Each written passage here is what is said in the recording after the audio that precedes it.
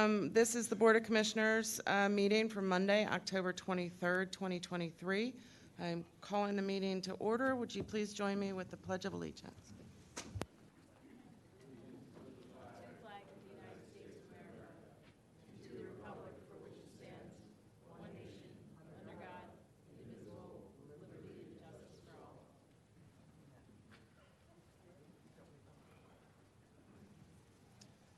Good evening. I'll just make a note that we met in executive session prior to this meeting. And I will start the meeting by calling for public participation. I remind you that this is an opportunity for any resident to speak on any issue. You have 5 minutes to do so. It can be something that's on the agenda or anything that you're bringing forward. If there is an item on the agenda that is going to have a vote this evening, there will also be an opportunity to comment at that time. But this is your time to speak, so if anybody would like to make a statement, please come up. Hi. And I'll just ask you for your name and address for the record. Yeah, hi, my name is Al Pacini. My address is 324 West Lancaster in Wayne. And I have some RFPs here. Did you ever get them? The township asked for them in June, and they were made in July. This is concerning the cottages, the Willows. And, okay, the cottage? Yeah. The Willows? No, I haven't received anything. Oh, I got So if some you'd for- like to make a comment about it, this is your chance. Well, I'm the director of a wellness business, and this is a good vehicle to get the cottage restored. I got a group together of doctors, dietitians, physiologists, and we have a business called Wayne Wellness that strives to show people how to live the highest quality of life. But moreover, it's a good way to get the cottage renovated. I'll be one of the donors myself, and I've got some RFPs here I'd like to pass out and give to you. You can read it at your leisure, which pretty much outlines what we want to do. Yeah, that would. Is that okay? Yes, that would be fine. So if you have just one copy, I can take it. If you have multiple, feel free to hand it out to the commissioners.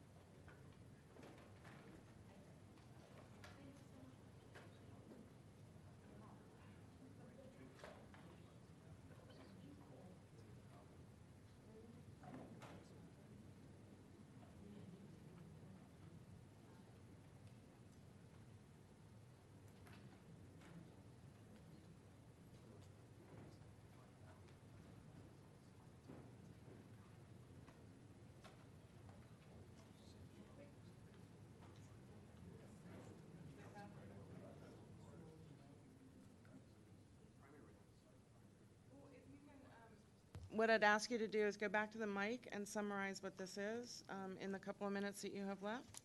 Happy to take your card as well, but this allows everybody here to understand what you're speaking to.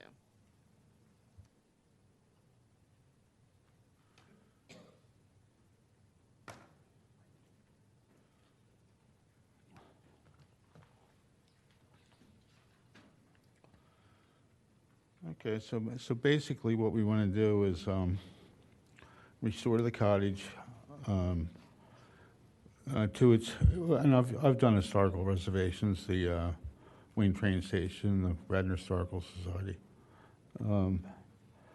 So we want to put in a couple different gyms, a couple examining rooms, and it'll be ADA compliant.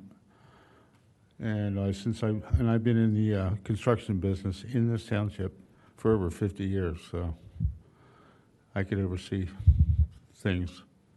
And I know what's wrong with the geothermal system.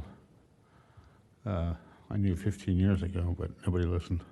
So it's basically a place that caters to the residents. A lot of the residents will get free things. free use of equipment.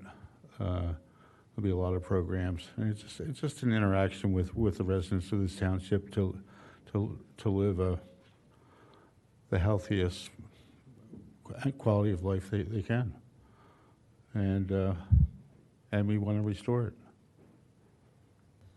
Well, thank you very much. Allow us some time to review this, and Yeah. we'll make some connections with township staff and folks Okay. at the Willows to continue the conversation. Okay. Thanks for coming out. Thank you.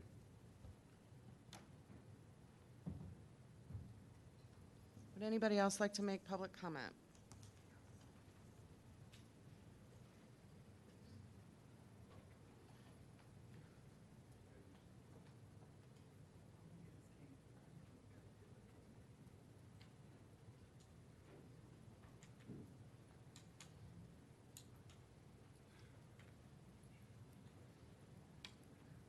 Good evening. Hi.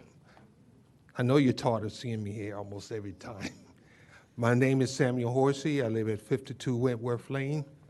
And last week, we talked about the budget. And one thing I didn't hear about in the budget is what we're going to do for the seniors. You know, the seniors who retire are on a fixed income, and taxes go up every year. And we have to pinch pennies in order to pay our taxes in order to stay in Radnor Township. I would like to say that I am thankful to be living in Radnor Township. I'm thankful to have served Radnor Township as a town watcher and also being in the community garden club at Wayne, plus going to church. What I want to say is, one of these years, when you become our age, you're going to be a senior, and you are going to have to pay taxes. If you continue to raise taxes, you're going to find yourself in a tight bond. So that's one thing I want to talk about. Another, I want to take a few seconds to say another thing too.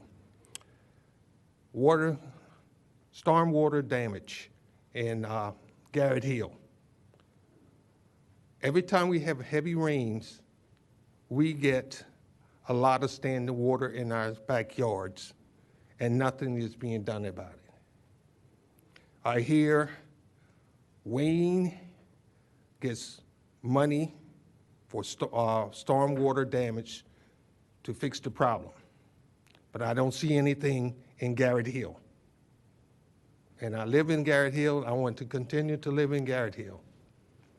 And I thank you for this time and the opportunity to speak to you.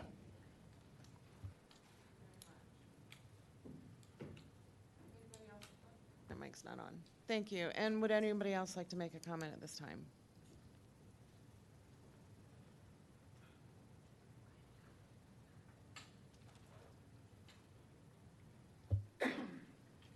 Hi, Lucio DeFelice from Garrett Hill, born and raised. Own Exit 13. Also own adjacent property. I assume we're on the topic of outdoor. Okay. I've owned many different businesses in my lifetime. I've started several businesses, and I can tell you what, the restaurant industry is probably the toughest business anyone can be in. There are months, especially the summer months, that we're not worried about making money, we're worried about limiting our losses. I employ 7 people that actually live in Garrett Hill and walk to work. They love it. And it's difficult for me to even keep them employed during the summer months. Just keeping it short, and I support outdoor dining. I'm also building a house, would like to build a house, which just happens to be will be the closest house to the proximity of, outdoor dining. So, and I have faith in the parameters, the codes that were presented already, and I would like to see outdoor dining. Thank you very much. Would anybody else like to speak?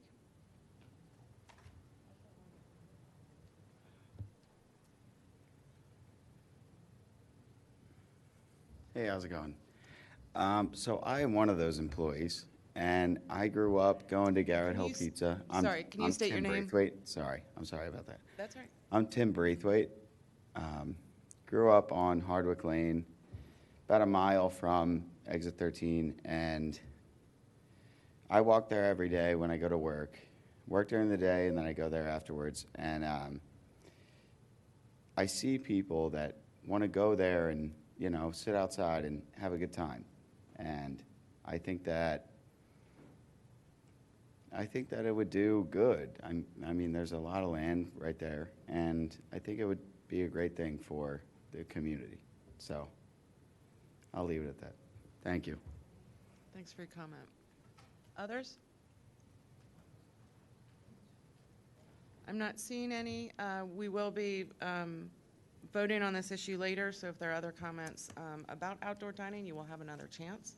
But at this point, I will move on to the consent agenda.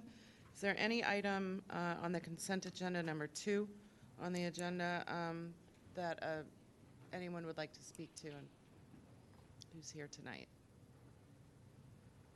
I'm not seeing any. Is there an item that any commissioner would like to take off and address separately? I'm seeing none. May I have a motion to approve the consent agenda So moved. and a second? All in favor say aye. Thank you very much. Moving on to our business agenda. 3A is Resolution 2023-109. This is appointing Bud Hirsch to an alternate position on the Radnor Township Zoning Hearing Board in accordance with the municipality's planning code. Does anybody have anything they'd like to say about Mr. Hirsch? Okay, I will ask for a, I'm sorry, is there anyone in the room who would like to speak about Mr. Hirsch's appointment? Seeing none, I will ask for a motion So moved. and a second. All in favor say aye. Thank you very much. And the second item is appointments to boards and commissions. We have 2 residents who will be, who have sought appointment to our boards and commissions. William G. Lawler is seeking a seat on the Radnor Haverford Marple Sewer Authority for the partial term ending December 31st, 2027. And David Nelson Wren is seeking an appointment to the Willis Park Preserve Board of Directors. May I hear a motion from commissioners? So moved. And a second? Thank you. Is there any comment from commissioners? Anybody here tonight want to speak to Mr. Lawler or Mr. Wren? Not seeing any, I'll call the vote. All in favor say aye. It's passed unanimously. We are moving now to the discussion and direction on the Board of Health speaker series. Commissioner Myers, is this you?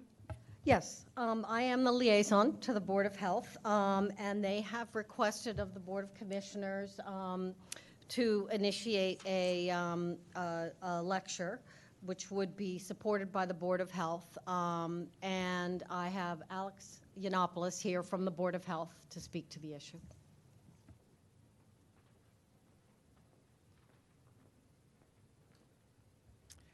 Hi, Alex Yiannopoulos, 420 Morris Road.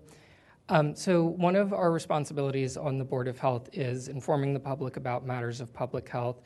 The immediate presentation that has come to us is a presentation by it's a group of residents, but they also run an organization called Savage Sisters that's involved in the opioid crisis and treatment, prevention. I mean, they kind of tackle the whole issue.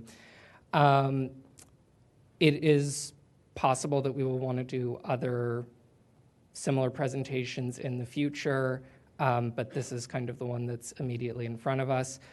There has been some talk about maybe, depending on how this presentation goes, taking it other places, whether it's the schools or wherever else in the community. But when they came to me about that, I said, well, what about the Board of Health and trying to do it as, I don't know, either a sponsored activity or a special presentation of the Board of Health. I don't know exactly what it would be called. The issue with doing it at a meeting is that our meetings only run an hour. There's also issues of having a quorum when really the purpose of a presentation would be to show it so that it goes on YouTube and goes on the cable station. So that's really where most people are going to end up seeing it, but we don't really need all 9 board members sitting there for that to happen.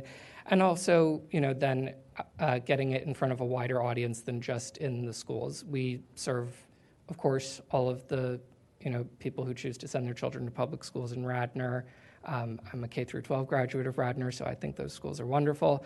But we also have residents who send their children to private school or homeschool them. We have children who don't live in the township who attend private schools in the township. We have universities that represent some 15,000 students who are part of our Radnor community while they attend school here, and many of them, of course, are also going to graduate and move back into our community. We have people who work in the community but don't necessarily live here that are part of our community while they're here, so this would be a way of reaching that kind of wider audience. That was the idea behind what had been proposed. Obviously, for the specific topic of the opioid crisis, this is something that we're obviously very concerned about, and we know that community members are concerned about it. We had a presentation from the Delaware County Board of Health in this room, and I can tell you that it was certainly one of the most talked about topics. Part of that was that they just got this grant money, so it was a topic on people's mind, but it's certainly something that is an issue that community members are concerned about, and it's definitely something that also hits home for our community. We were lucky to get Kiki Karianis on our board in the past year, who's one of our wonderful school nurses. She unfortunately couldn't be here tonight for scheduling reasons, but one of her purposes in joining the board was to get this issue more discussed in the community. It's something that unfortunately impacted her family. Her son, unfortunately, who's no longer with us. So I know that this is very important to her, and I wanted to emphasize that as well. Thank you very much. Are there any questions from commissioners? Has the board looked at a particular date yet? We hadn't looked at a particular date. Our understanding was that we needed to kind of get conceptual approval first. Of course. But you do have, the speaker has agreed to participate. Would you envision that this is a free event for the community? Yes. Any other questions? This is really just giving them direction to move forward. If I can get some head nods or shakes, nods. I'm seeing nods. You're good to go. All right. Thanks Thank for you so much. presenting us. So we will move to our next item, which is the presentation from the Willows Park Preserve. And this is the presentation of the biannual report regarding progress of fundraising efforts and construction. It's a follow-up to a prior meeting. Welcome, WPP Board. Hi, thank you, Commissioners. I don't know if you ever received the report that we provided before the last Board of Commissioners meeting, but it included financials, and I only mention that because those were through August, and these are updated through September. I have 2 charts summarizing our revenue and expenses through September of 23. I'll start with the revenue. As you can see, we did just under 143,000, or reported just under 143,000 through September. And that included, that does not include $93,595 in deferred revenue. So deferred revenue would include deposits that we've taken for events that have yet to occur, mostly private events. It would also include things like tickets to the fall fundraiser, which as of September 30th hadn't happened yet. We expect that before the year end, we'll recognize and record an additional $58,000 in revenue from private events. That's the events that are happening in October and November. And then speaking of the fall fundraiser, it was very successful. if we consider the money that we brought in from the fundraiser and then donations, folks that couldn't attend but still wanted to donate, we will report over $35,000 in revenue just for the month of October. So hard to say where we're going to end up at the end of the year. I project somewhere between 220 and 250 based on how our end of year fundraising goes. But December is typically a big month for us.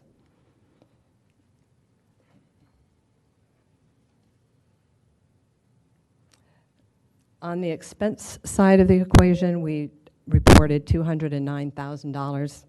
Sorry, I'm not sure where I should stand. $209,000 in expenses prior or up to September 30th. And that compares to around $204,000 for the prior year. One expense that we did not occur in the prior year is that this year we paid utilities for the full year. Last year we only paid 6 months of utilities. And since the WPP has started paying utilities, we've paid over $28,000, almost $30,000 in utilities. And then that number also includes $44,451 in amortized expenses. So if you back that out, cash out the door we're looking at around $165,000 in terms of cash out the door to cover expenses. So I think, the key message is that we are stable, but I'm sure there's lots of questions. So.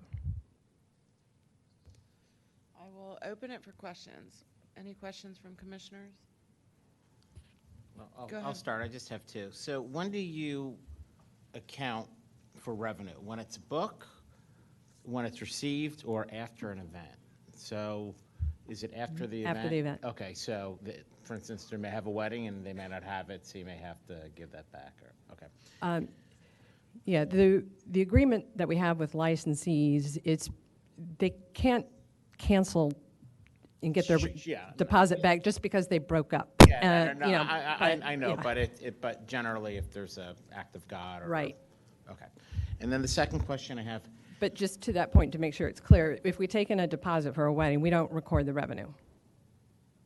It's deferred revenue. It's deferred revenue, and then So if then you- after the event, then you would put it back.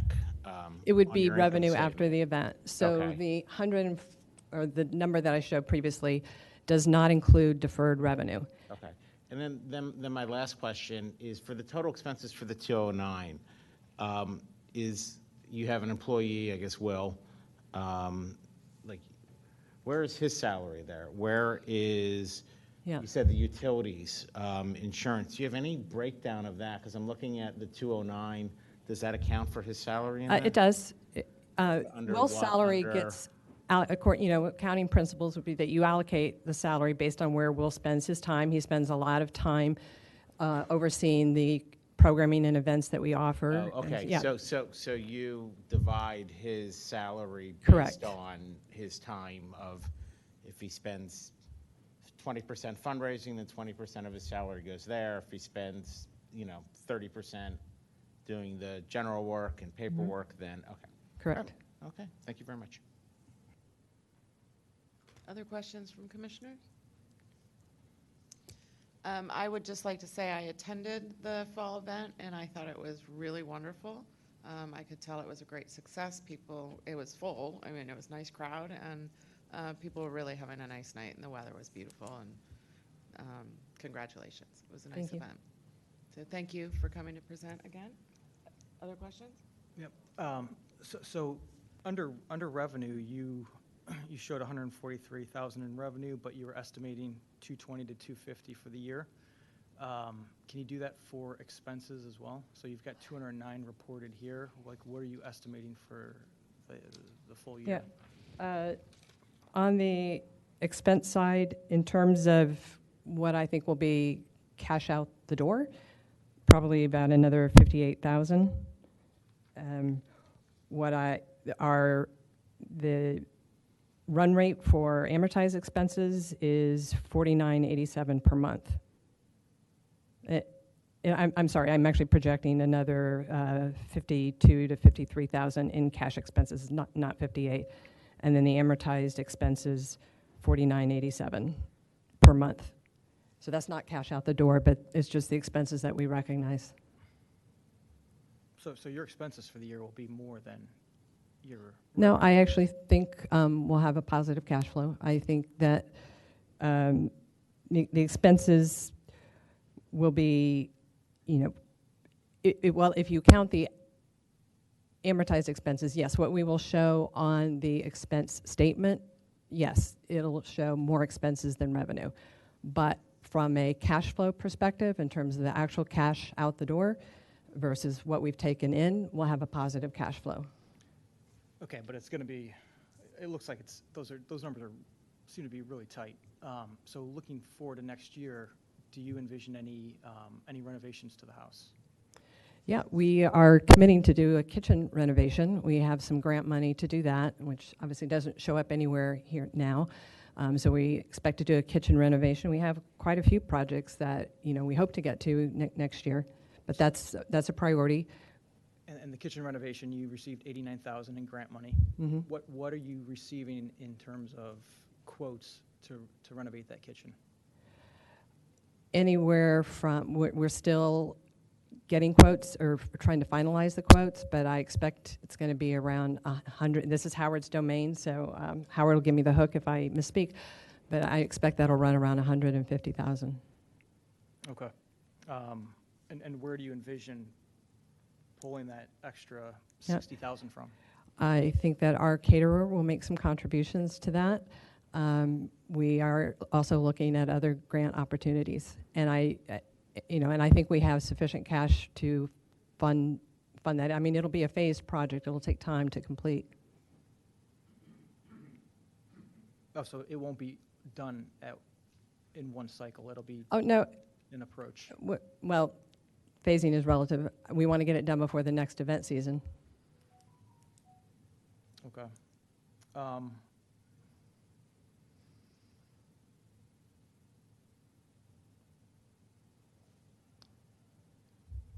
Are we okay to talk about the audio system now, or did we want to just talk about the budget?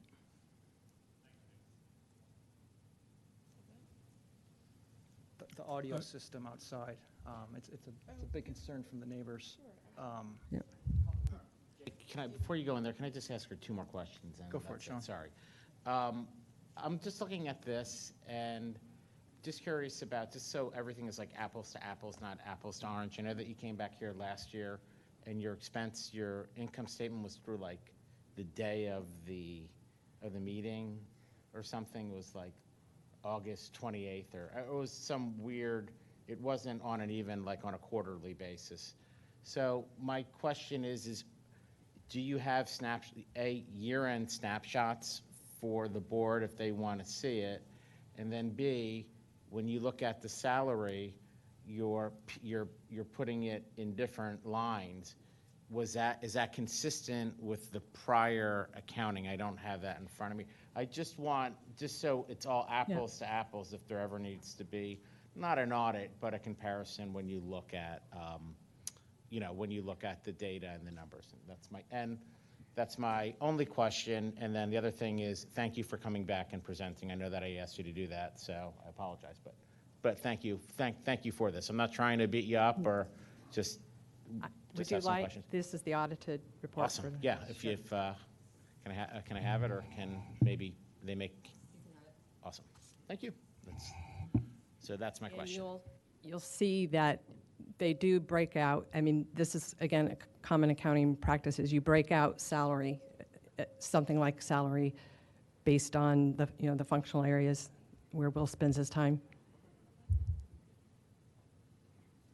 All right, so I do want to talk about audio, but two questions before then. Do you guys have a 5-year plan?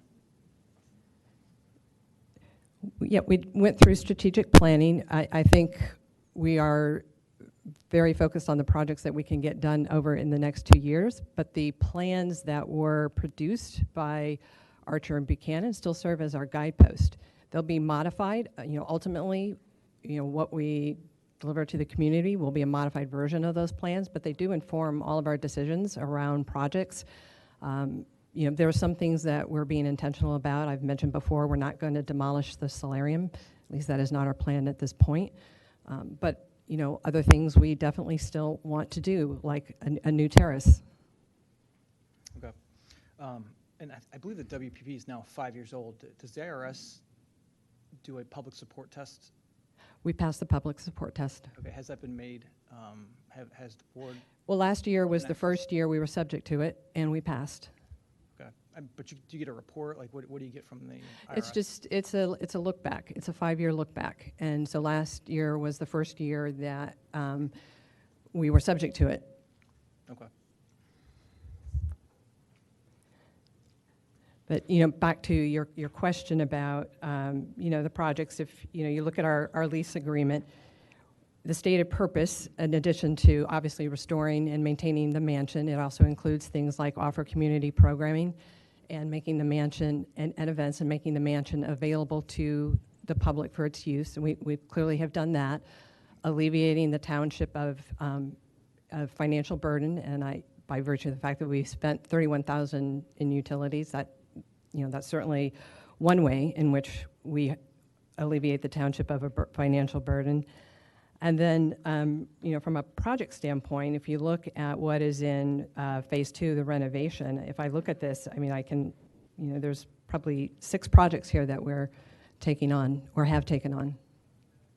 And we do them, as it states in the lease agreement, all work is contingent upon the WPP's ability to raise the necessary funding for each aspect of construction, and the project may be further separated into distinct projects, modified, amended, and or scaled back based on available funding.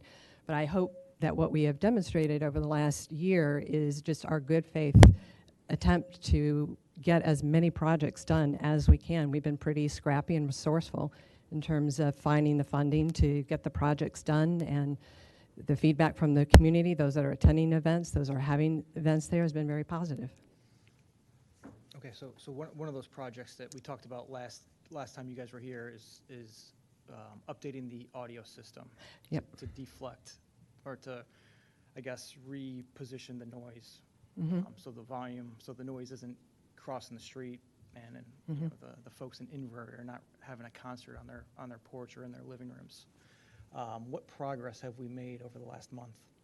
Yeah, Howard has been leading the effort to, and will, getting quotes for that. So I know we have a quote from at least one vendor, and we're waiting on something from Appleford.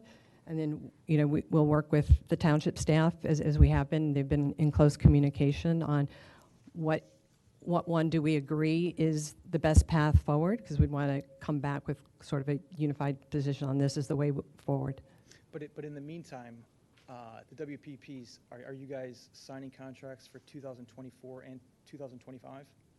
Yeah, our contracts state, we're almost sold out for 2024. We call them space license agreements that we have with the person that wants to use the Willows.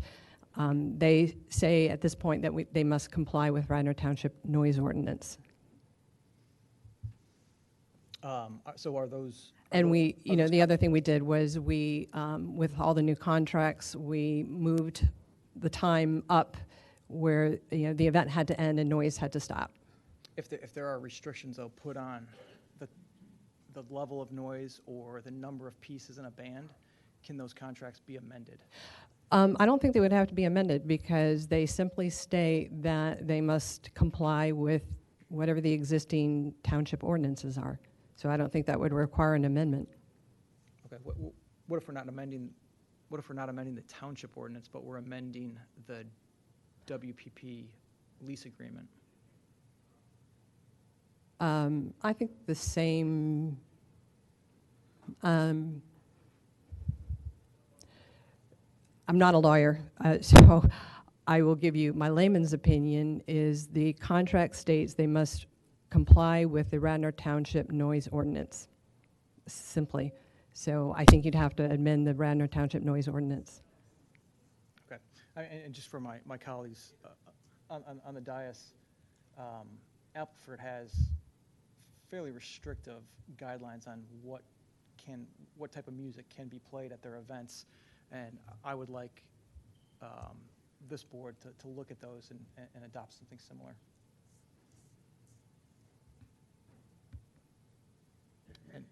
And Bob, have you guys done any work on your end with Appleford to look at that lease agreement? I have not. I'll check with the manager and see if he's made any progress or has had any involvement with that so far. Okay, all right, I appreciate it. Commissioner, Dennis Capella, who is our, I guess, point of contact with the WPP, is working with them. So I'm on all the emails. I see that they're specifically working with a company and as well as what's at Appleford. So staff is involved. Do we have a time frame on when we can try to resolve this issue? I'm not aware of a time frame. I mean, they haven't met with them yet, so I don't know a time frame. Okay.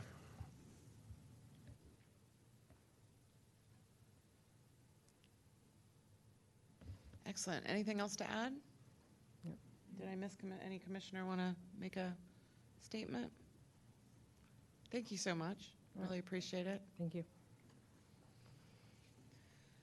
This brings us to our next item, which is number 3E, which is the Shade Tree Commission Update and Action Plan. Madam President, I just want to tee up for Seth Reeser. We have the president from the Shade Tree Commission. He's going to give an update of all the things that the Shade Tree has been working on, spring and fall plans, as far as the plantings, the volunteers that have been helping out, township staff, residents, and also just to jump a little leap forward, letters F and G are also going to be talked about within his plan, because that coincides with everything that Shade Tree has going on. So with no further ado, Mr. Reeser. Good evening. Thanks for having me. So Ian will bring this up on screen very shortly, but quick update from the Shade Tree Commission of some of the activities we've been doing this year. And as Ricky mentioned, we have resolutions F and G, one for our fall planting, which we do 2 plantings a year, and one for our first maintenance pilot work that's going to be done per approval at Warren Philippone and Bill Connor Park. So just a few slides. So Shade Tree Commission, again, just for the public participation and knowledge, we're responsible for the protection, preservation, and growth of the township's tree canopy. So our 2023 STC goals: in the spring we planted 80 trees. This fall we're going to be planting 150. Our goal for the year was 200. We're at the 230 mark. One of our goals was to launch the first year of the tree maintenance pilot, and then also build STC and tree ordinance awareness throughout the township. And fun fact, we've planted 535 native shade trees since 2020, so we've been busy. So here's a couple of quick snapshots from Hartford Park. In the spring is when we planted a handful of trees in the park, and then also we offer residents to sign up and register, and then we have volunteers plant trees in the front of their homes in the right-of-way. We attended the Fall Fest for the first time, which was great. We got the community involved, made them aware of our ordinance, did a tree giveaway, and we also met a STC candidate. So it did what we intended, which was get the word out and get people to love trees. So here's some details on the fall tree maintenance pilot. Again, part of the resolution set right after this. So you can see bottom left image is the area of which we plan to do a few things, which would be pruning, devining, brush clearing, and also we plan to plant 50 trees in this park coming up here the end of November. So the tree maintenance pilot is meant to be a proactive program to improve safety and decrease the long-term cost of tree work. So regularly removing dead, diseased, and damaged branches prevents them from spreading and destroying other parts of trees. And then bottom right is we will plan to send out a communication ahead of time, letting everyone know that this program is happening. And we have some really good before pictures, and we'll have some after pictures. Can you just show where in the parks is it that outlined area? Yes, it's the outlined area. So It's along the creek? along the creek, so essentially any tree that's being choked out by vines, they will be cut at the base, no herbicides to be used.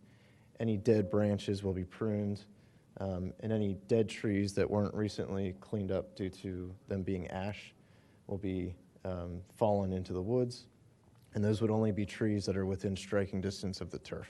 I thought when we talked about this, when I was on the Shade Tree Committee, God, 6, 7 years ago, everything under those invasives is likely dead.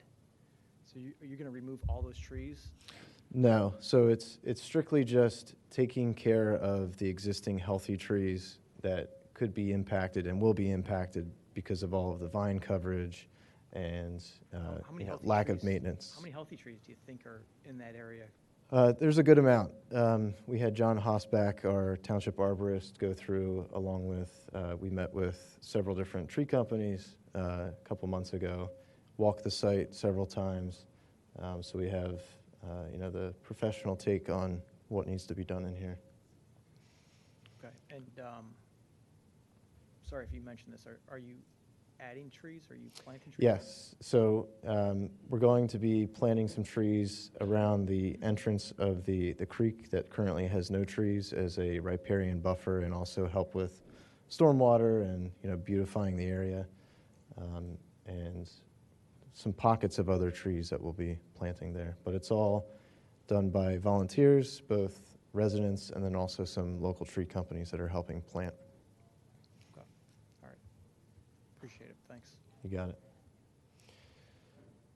And then upcoming fall planting, so once approved this evening, so 100 trees will be offered to residents, 50 trees going to Warren, Philippone, and Boconner parks.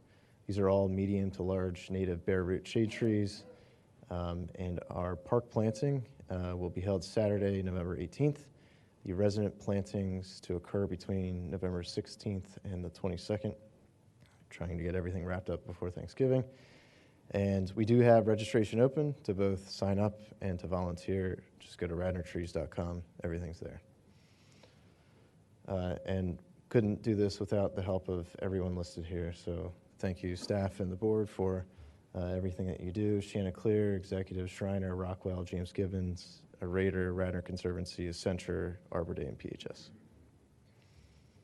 Thank you. Any questions? Thanks very much. Do we have any questions from commissioners? Go ahead. I have a quick one. So your tree maintenance program, are you looking any further to the future about expansion to other parks and areas within the township? Yes. So the plan would be, let me close this. The plan would be, this would be our first pilot. We would look to possibly do a couple of other smaller parks before the end of this year. We want to pilot the pilot, if you will, so see how this park goes and what optimizations or improvements we can make. And then we have a list of prioritized other parks, so that would include parts of the Radnor Trail up towards where Radnor Chester Road is, and those new trees that are along the trail. They're being choked out, so making sure that our investment in any newly planted trees is taken care of. The Hartford Trail, the Willows. So we've identified a few other areas that we'd like to take care of pretty soon. Thank you. I'll also make a plug in there for Ditmar Park. It's a regular conversation with the number of branches, dead branches falling off those trees, which, other than the branches falling down, look healthy. Right. So if we could preserve those, I think the neighbors would really appreciate that. We'll add it to the list. Thank you. Other comments or questions? All right. Really very grateful for everything you do, and thanks for the good presentation. Of course. Thank you all. Lisa.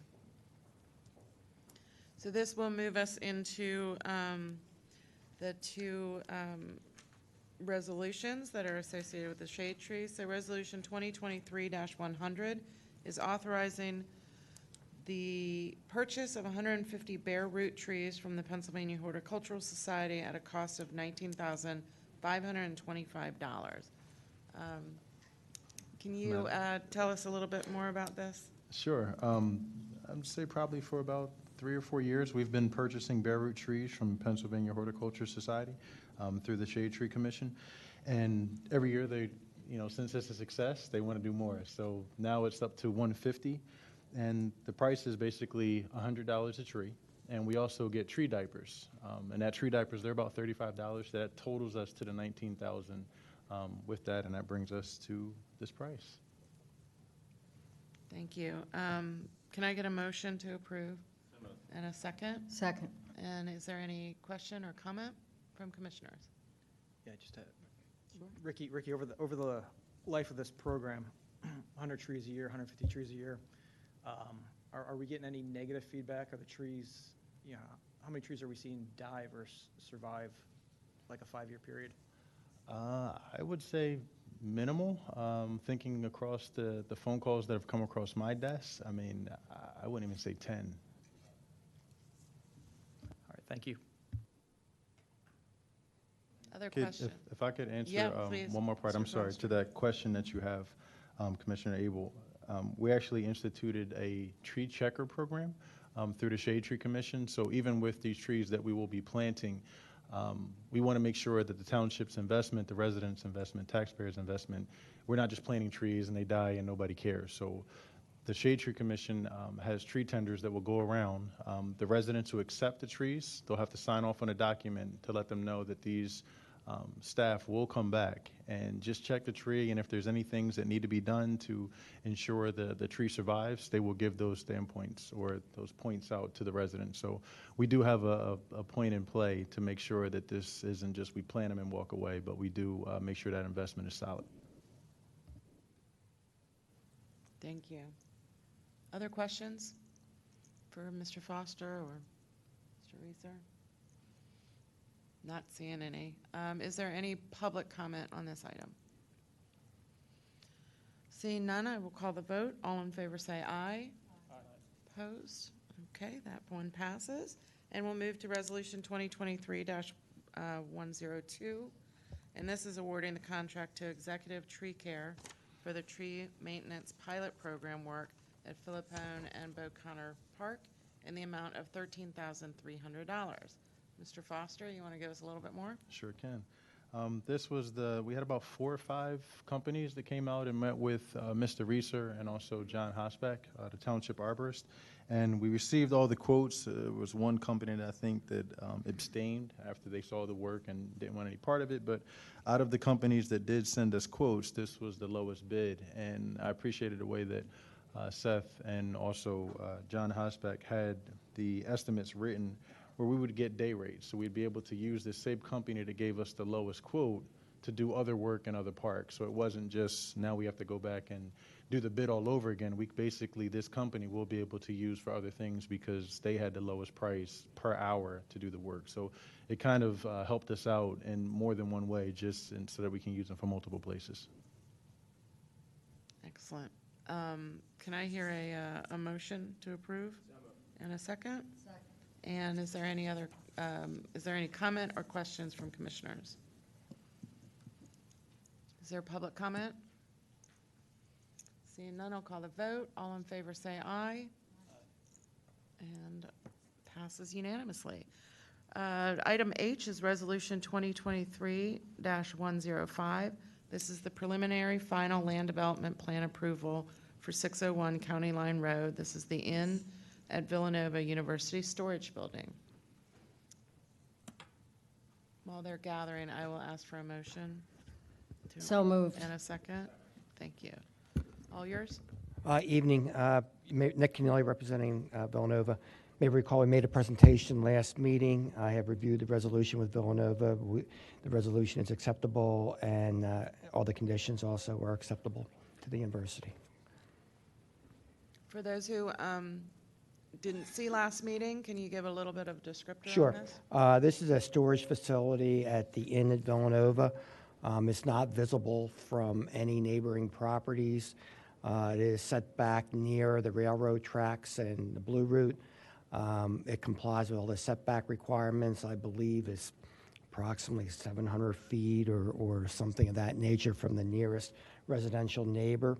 It will store non-flammable items. There was a discussion last week about that, and actually no lawnmowers would be stored, so there's no flammable items being stored. It has received the approval of the fire marshal, and there will be a fire hydrant also on the property. The only water will be a bib for a spigot for a hose. Thank you for that. Are there any questions from commissioners? Is there any comment from the public? I will call the vote. All in favor say aye. Unanimous. Thank you. Moving to Resolution 2023-104. This is a preliminary final land development plan approval for 799 Godfrey Road in the Overbrook Golf Club. Yes. Hi. Evening. This is the Overbrook. This is an addition to the existing facility. It is to serve the existing members. There's no intent to increase any membership. Basically, it's moving rooms around. I know one of the items is to provide a new women's locker room. It is basically an addition to the cart barn.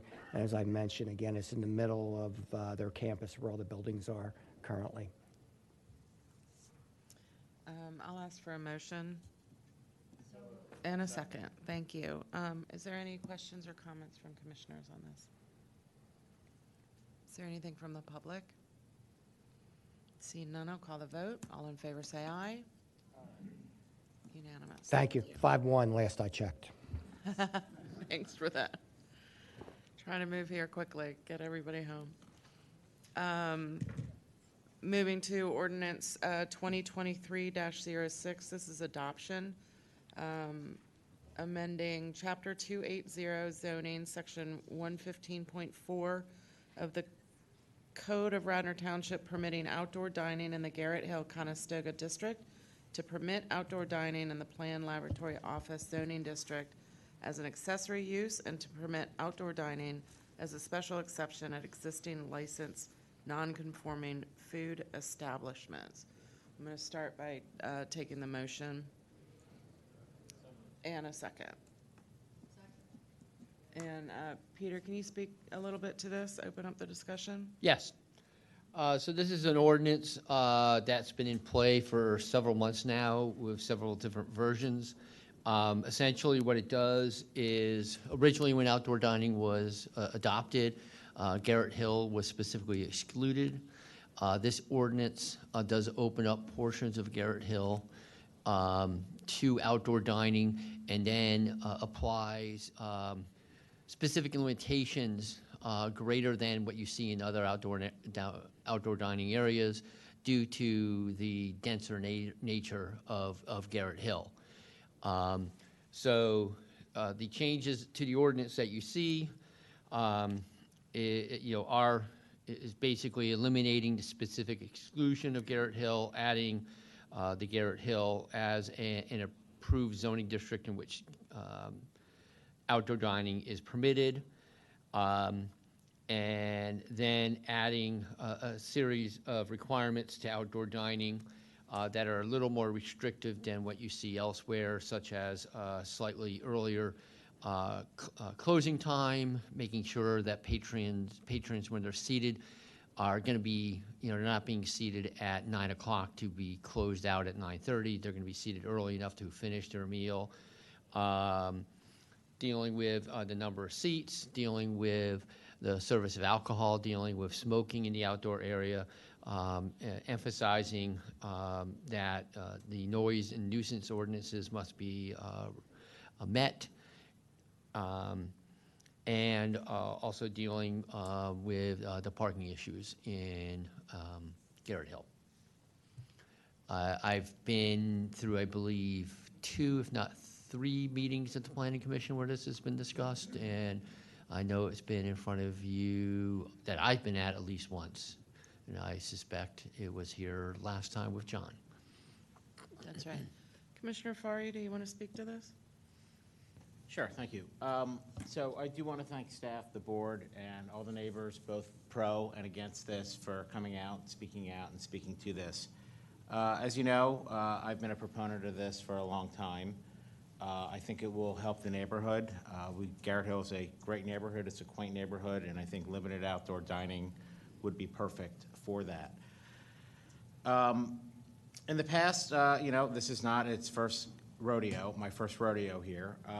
And to some of the neighbors' concerns, the ordinance needed more teeth, and I think that we did that. Whether the people that were against it wanted to or not, we were at a planning meeting, and they wanted it tighter. So we limited we made some certain restrictions on it. For instance, you can't, if you go out there and you can't just have alcohol, you need a meal. We set times, and we listened to everything that the planning committee said. That was then vetted through legal, engineering, and codes. And if we were able to work it in, we did that. And so thank you for that. The other major thing I've seen is that parking. But parking is going to be net neutral. So I don't think this is it's not going to clog up the neighborhoods. And that's really it. We've had outdoor dining in Garrett Hill because of COVID, and there have been very, very limited, if any, instances. I vetted that with Superintendent Flanagan, and I've been available, by phone or by email to talk to any resident that had a concern. So the feedback that I have seen is been, for the most part, overwhelmingly positive. I do have letters. I don't want to beat the, bang the drum too hard here, but I think it's going to be a good thing. I think it's going to be a good thing for the community, and on nice nights, it's really going to create a great family atmosphere for the young families and even the older people like me. I got gray hair now that live in Garrett Hill. So that's all I have. Thank you. Are there any other comments from commissioners? Questions? I will open it up for public comment. As a reminder, please state your name and your address. And you have 5 minutes. Thank you. Good evening. Roberta Winters, 326 Williams Road in Rosemont. I'm requesting that you just say no to adopting ordinance 2023-06. Why? It's a big deal, particularly when property, some relatively large around Conestoga Road, have recently been sold and others are up for sale. Change is inevitable. Planned change is essential. This ordinance should wait for the comprehensive land use plan. Secondly, it doesn't just involve the GHCR district, but also the planned laboratory office district. What impact would this have on traffic and congestion off King of Prussia Road by Radnor High School? Third, it's difficult, if not impossible, to enforce. The devil is in the detail. Who will repeatedly count seats or check the tables of patrons to make sure food needed to accompany alcohol is more than, quote unquote, incidental? Who will monitor opening and closing? Who will measure noise levels? Who will hold establishments accountable for nuisances such as bad smells or pests? Pests. Who will decide where smoking and vaping will be? Check out the recent Delaware County Board of Health report on Radnor food establishments. This agency does not have confidence in self-regulation. Why should we? If the quality of our lives and neighborhoods need to be protected, it's what we need to do. It's unfair. Currently, outdoor dining areas in Radnor have setbacks from properties of single-family homes of 500 feet, compared to a 600-foot length of a football field from single-family homes. Garrett Hill taxpayers will get 50 feet, a bit more than the length of the last row of chairs back there. And there'll be a 10-foot distance between me and probably Commissioner Mulroney, maybe more. That's the distance that would be between homes that are duplexes or twins, which is our prominent housing stock adjacent to the potential outdoor dining venues. Are these minimalistic setbacks setting the standard for what I would call inclusivity in Radnor Township? Finally, I think it's bad governance.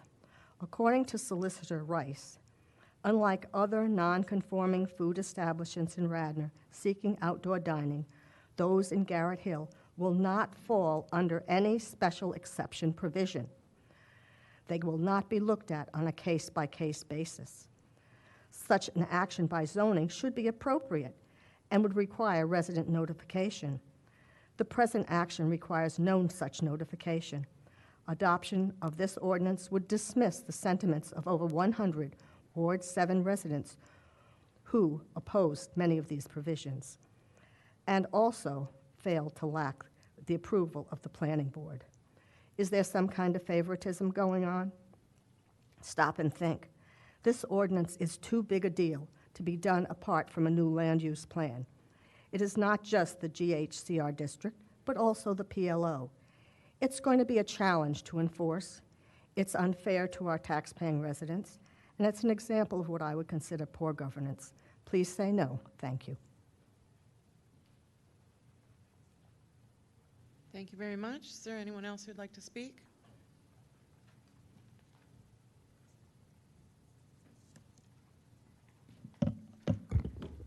Hi, everybody.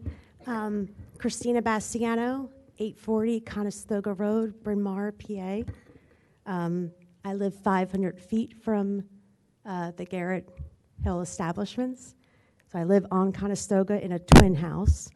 I've lived there for 8 years. I'm also a member of the Radnor Township Parks and Recs Board for almost 5 years. I'm also a single parent of 2 boys that are attending Radnor Middle School in 8th grade. So I am 100% wrapped around Radnor in many different ways. So I'm not associated with any of the businesses represented. I don't work for any of them, just a citizen. So one of the things I think is great about this is that people can actually walk with families. After being at the park, they can walk with their kids. I walk with my kids. We grab a bite to eat. It's fantastic. I mean, it really differentiates. So if you want to ask me why, I would say this is a differentiator. This is something that a lot of communities in bigger cities are pushing, but in our area, it's nice to have a little choice where I don't have to drive to Wayne. I can walk a block, 2 blocks, and I'm not the only one. So now you're also looking at families that are creating some diversity, right? So now we're getting into some different areas where neighbors are getting to know one another. There's also groups that meet that are, small collective groups of people that meet there, whether it's for sporting events or other clubs. I can tell you that I can hear whatever happens because I'm that close. I'm a stone throw away. I see more people walking with their kids and their families, meeting friends, and having a meal, and it's fantastic. I mean, it really has changed how I view things, because before it wasn't even an option, and now it is, and it really has added something to Garrett Hill that wasn't there before, and I think it's just fantastic. And I will say to you, the businesses have been extremely cooperative of any issues. Nothing's been kind of outside, and then I feel very confident about how the police have handled things when there is an issue, but the businesses have been very supportive of the town, I think. I think they've gone above and beyond. I mean, I was recently at a funeral for someone that passed away in Garrett Hill, and the businesses were there for that funeral. I thought that was fantastic, right? So I can't tell you, I mean, I've lived in Delaware County my whole life. I've been living here for 8 years. I don't know how many people actually do that, who attend a funeral because of, and they don't live in Garrett Hill, but they're part of our community. I think we owe them this to be able to be at a differentiation level, and I think that what they're asking within the limits that you have set, which I think are fair and reasonable, it makes sense for everybody to agree to this. I don't think that they're stepping out of the bounds, and I certainly think if they would, you would hear from us. Thank you. Thank you very much. Others?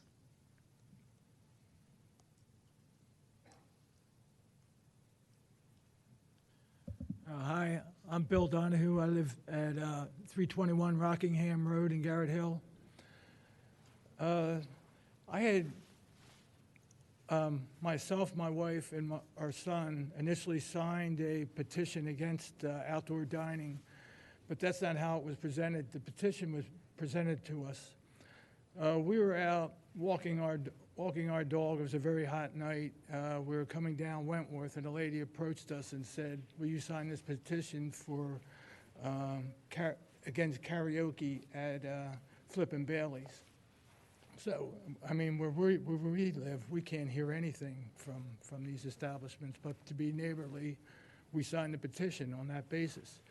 But later, we found that it was against outdoor dining in Garrett Hill.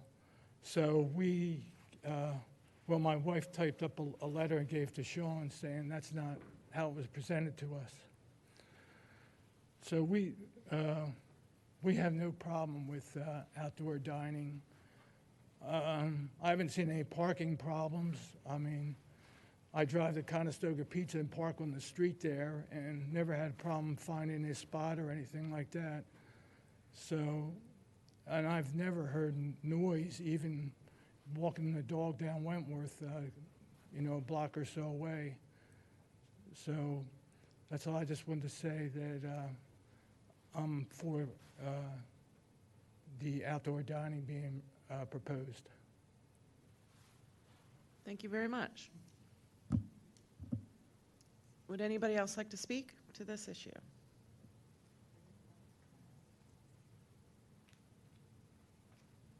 Hi, Leslie Flick, 6 Cushman Road.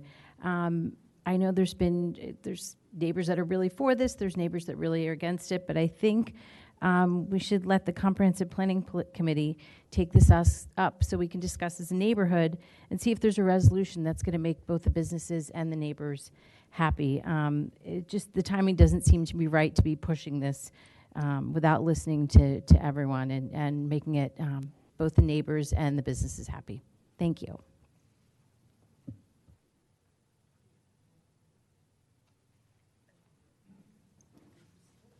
Any other comments? Be careful. Hi, my name is Jane Galley, live at 143 Barclayton Road in Bryn Mawr. Used to be Rosemount. But anyway, I am here just to say that I think waiting to have the planning document done is probably a better idea than putting this through little by little. Who knows, it may have to get changed again. But when you're talking about the outdoor dining, it's only benefiting actually 2 people, 2 businesses in the area, and it's my son-in-law happens to be one of the other businesses that are there, and he sat there and goes, "It's not going to help me. I've got no place. The sidewalks are very narrow. They're very small. He only has a limited number of parking spaces as it is, where he needs those for the customers that come and go. Second of all, the pizza place across the way and the Chinese restaurant, they have 1 parking place each. So what are they going to do? They're not going to. It's not going to benefit them in any way, shape, or form. It's basically Exit 13 and Flippin' Bailey's, and that's about it. So it's a little lopsided on who it benefits and how good it's going to be for the neighborhood. I just think we should wait for the overall planning and go from there. I think at this point it's premature. Thank you. Thank you for your comment. Would anybody else like to speak?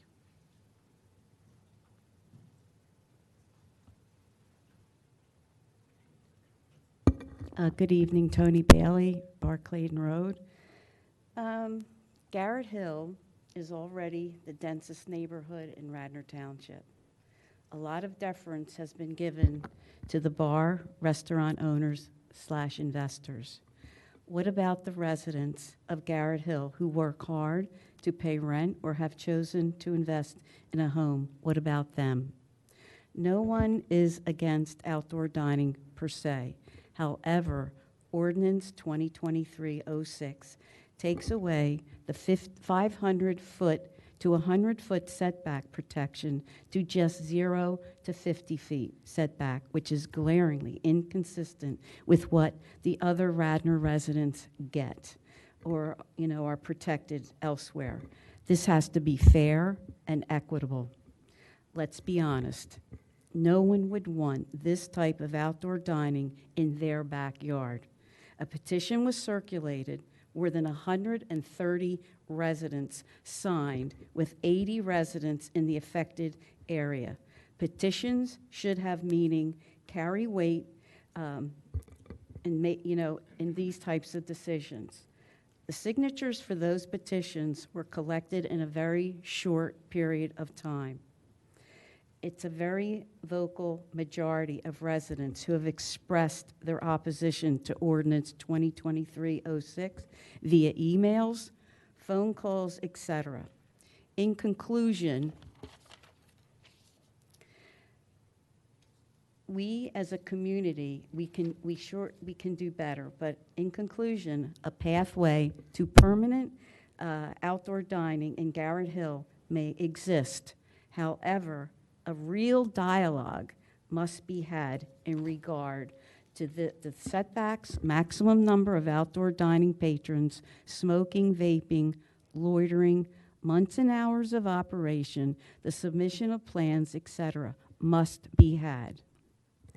Let's put our hearts and minds together for all the above reasons. Vote no to Ordinance 2023-06. As a community, we can and should do better. Thank you. Others wishing to speak? I'm not seeing any. Is there any, Commissioner Riley, you have something to say? Yeah, at least I know the Township's been working on it, and it does have dates March 1st to November 30th. And then time-wise, it would end at 9:30 at night. And I know when there was a bigger group that was here, they talked about the noise that was coming from the bar restaurants. And most of them were after 12 o'clock, even to 2 o'clock. I don't think this ending at 9:30, there's the noise. I actually think it's going to go down later, especially if they're using seating outside and they're getting more revenue. The bar restaurants are getting more revenue from this.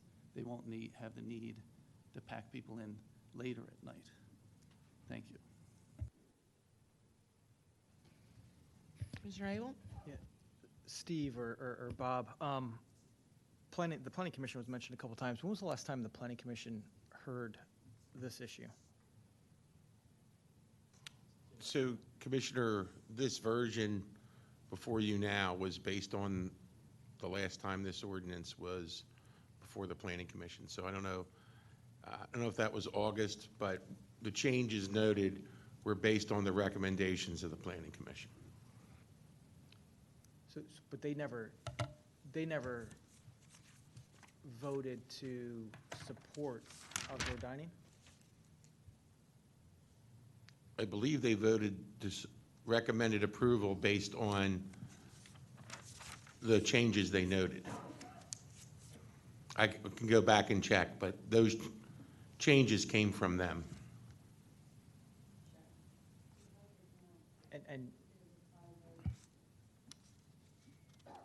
And Delaware County? It's in the packet. Delaware County recommended, they had no issues with it. If I'm incorrect on the vote, my apologies. I'm going from a few months ago, but I do know the changes came from PC. The Planning Commission voted on it in August to approve it with the series of restrictions that were added, which is what you have in front of you. I then believe they viewed it in September. I was not at that September meeting, but I believe Ms. Bailey is correct that they then, at that point, voted against it. I wasn't there, so I can't explain why they voted to add these and then voted against it once they were added, but that's the way it went. Delaware County Planning Commission did recommend approval of this, and it is in your packet. I'm just going to clarify that I believe that the last Planning Commission was a tie vote, which didn't move it forward, but I wouldn't say that they voted it down. It was like I said, I wasn't there. It was an even vote. And is the comp plan subcommittee, are they up and running? Yes, and I know that, several of our community members have indicated that the comprehensive planning process should run its course. Where at the beginning of this issue, I felt the same way. I'm part of the comprehensive planning process, and I don't think you're going to get any more input than you could possibly get on any question before us than what we've all received on this issue. It's been before us several times. It goes back a couple of years. I don't know, I can speak for all commissioners, but we've received emails, for and against. We've had conversations with residents. It's been very well discussed, regardless of which side you're on. I think that we've been going around and around this. I just don't, the comprehensive planning process is not going to get us any more information than what we pulled forward, just contemplating this issue. So although I am very excited about the comprehensive planning process and the community engagement there, I don't think that it's going to turn the tide on this issue. I think people are kind of set in what they believe. You're either for it or against it, or maybe there are a lot of people who don't care one way or the other. But I think we've been listening. We've been hearing people speak to this issue for quite some time. So I will be voting in favor of it. And I think that we have an opportunity to allow it to run. I have great confidence in our accountability from the township. The question is asked, who is going to keep the businesses accountable?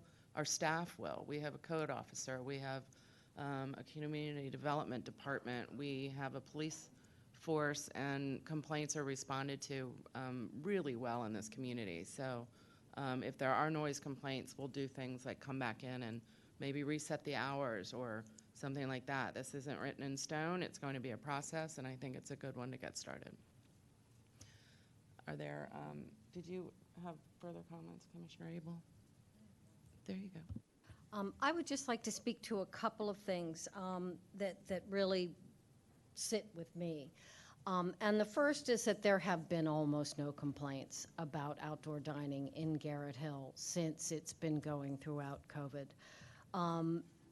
The other thing is that there really will not be an increase in diners.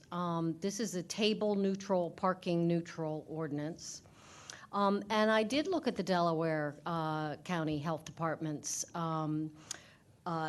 most recent reports, and there really isn't anything there that indicates that there's a pest problem. So I just am not hearing, other than, and I understand that individuals can be against this, but I'm not seeing any evidence behind much of what is being said. Other commissioner comments? Anything from staff? Okay, I am going to call the vote. All in favor, please say aye. Opposed? Nay. And it carries 4-2. So let's hope this goes well. Thank you all for your investment in this issue and coming out to speak on it. Moving to our next item is Resolution 2023-108, presentation of final project overview of Regional Streetlight Procurement Program and authorizing cooperative purchasing and participation in the Regional Streetlight Procurement Program administered by the Delaware Valley Regional Planning Commission, and to proceed with Phase 3 and 4 of the program in the amount not to exceed $1,012,258, not including rebates of $87,748. Hi, welcome. Thank you, Madam President. I'd like to introduce Mr. Michael Fuller with Keystone Lighting Solutions, who has partnered with the Delaware Valley Regional Planning Commission, and presenting tonight, and the resolution before you tonight is to proceed to phases 3 and 4 of the LED streetlight conversion program. I want to acknowledge Melissa Kahn, who's been deeply involved and has been shepherding this project through since inception a little more than a year ago. along with other clean energy initiatives as outlined in the board's Clean Energy Plan adopted in March of 2021. The board did adopt back in April a resolution to proceed to phase 2 of this project, which was the design, essentially the design phase and evaluation phase for the township. And Mr. Fuller tonight will present the results of that work and what's needed to proceed to the next phase for implementation. Also from Public Works, Mr. Matt Pilati and Leah McVeigh have also been working with Melissa, and I've just, it's been a great teamwork coming together and getting us to this point, and again, implementing one more aspect of the Clean Energy Plan adopted by the board. So thanks to Melissa and Matt and Leah for their work. And Mr. Fuller will present in a little more detail what their study has revealed. Thank you, Mr. Tate. You did a really nice job of filling some time. Talk a little slower, we might have the presentation up. I will note that this is a project that is incorporated in with the facilities bond,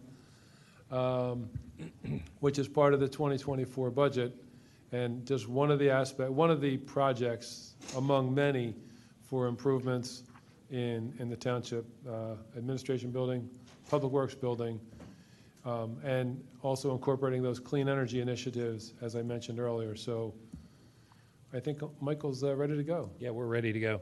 Thank you. Can you hear me okay? Okay. So I was telling Bob that as a Pirate fan, I don't have conflicts with October evenings. We never have anything going on, so I'm sorry you're missing some of the game. So I do want to be concise and quick with this. We met with you back in April, and at that time we presented a feasibility study to you, telling you what the opportunity was to upgrade your street lights to LED technology. Since that time, once you approved moving on to the design phase, we've done a complete audit of every street light location, a GPS-based audit with photos, and we have all those locations of which you all will own at the end of the design phase here. But that all informs our actual final project specification that we're presenting to you tonight. I will very briefly just remind you that this program, called the Regional Streetlight Procurement Program, is put on or has been managed by DVRPC for over 5 years now. And I'm going to cover a lot of slides in just a couple comments here. They've touched over 70 municipalities that have already done this work. They've saved over $20 million in net savings after the projects have been paid for. That's additional savings that can be reinvested into each of those municipalities.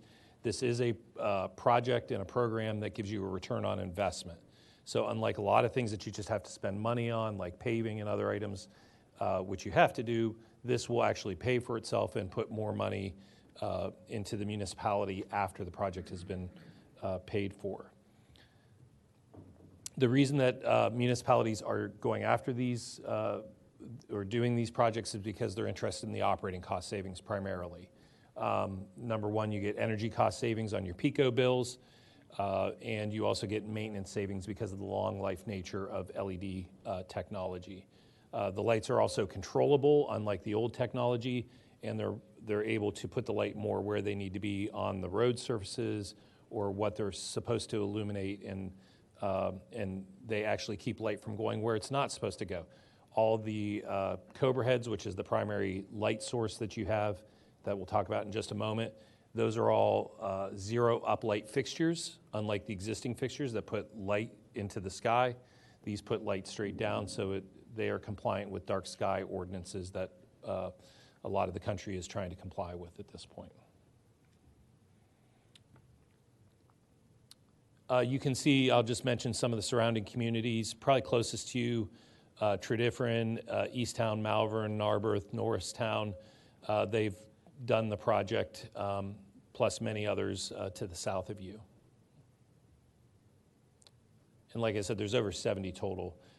You don't have to do a special procurement for this. DVRPC has done that. You're just piggybacking off of their efforts. So they've procured my services for design and project management. They've procured equipment costs. They've contracted for installation services. So all that has been done, and you don't have to do that.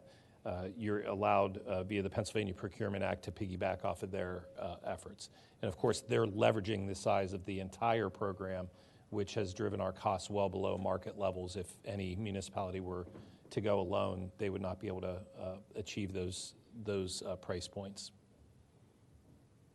Here's where we stand currently. We're at the end of phase 2, which is the project development phase. Again, we've conducted the investment grade audit, and we are now looking, in front of you is the decision whether you want to move on to construction or not. So that would be phase 3.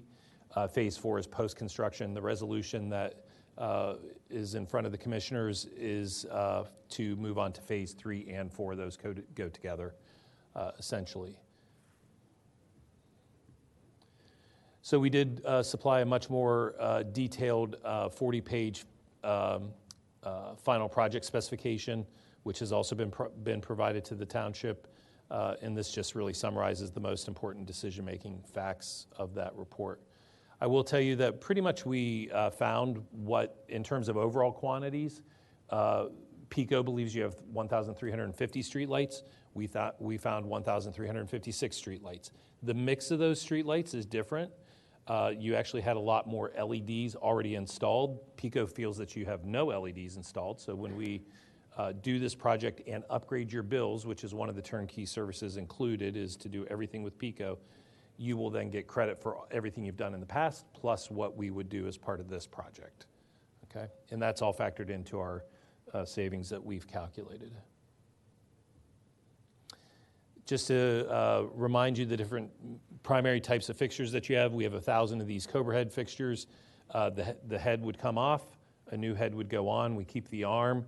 PECO owns the pole in many cases, and it's a quick one-for-one change out to the new LED technology, okay?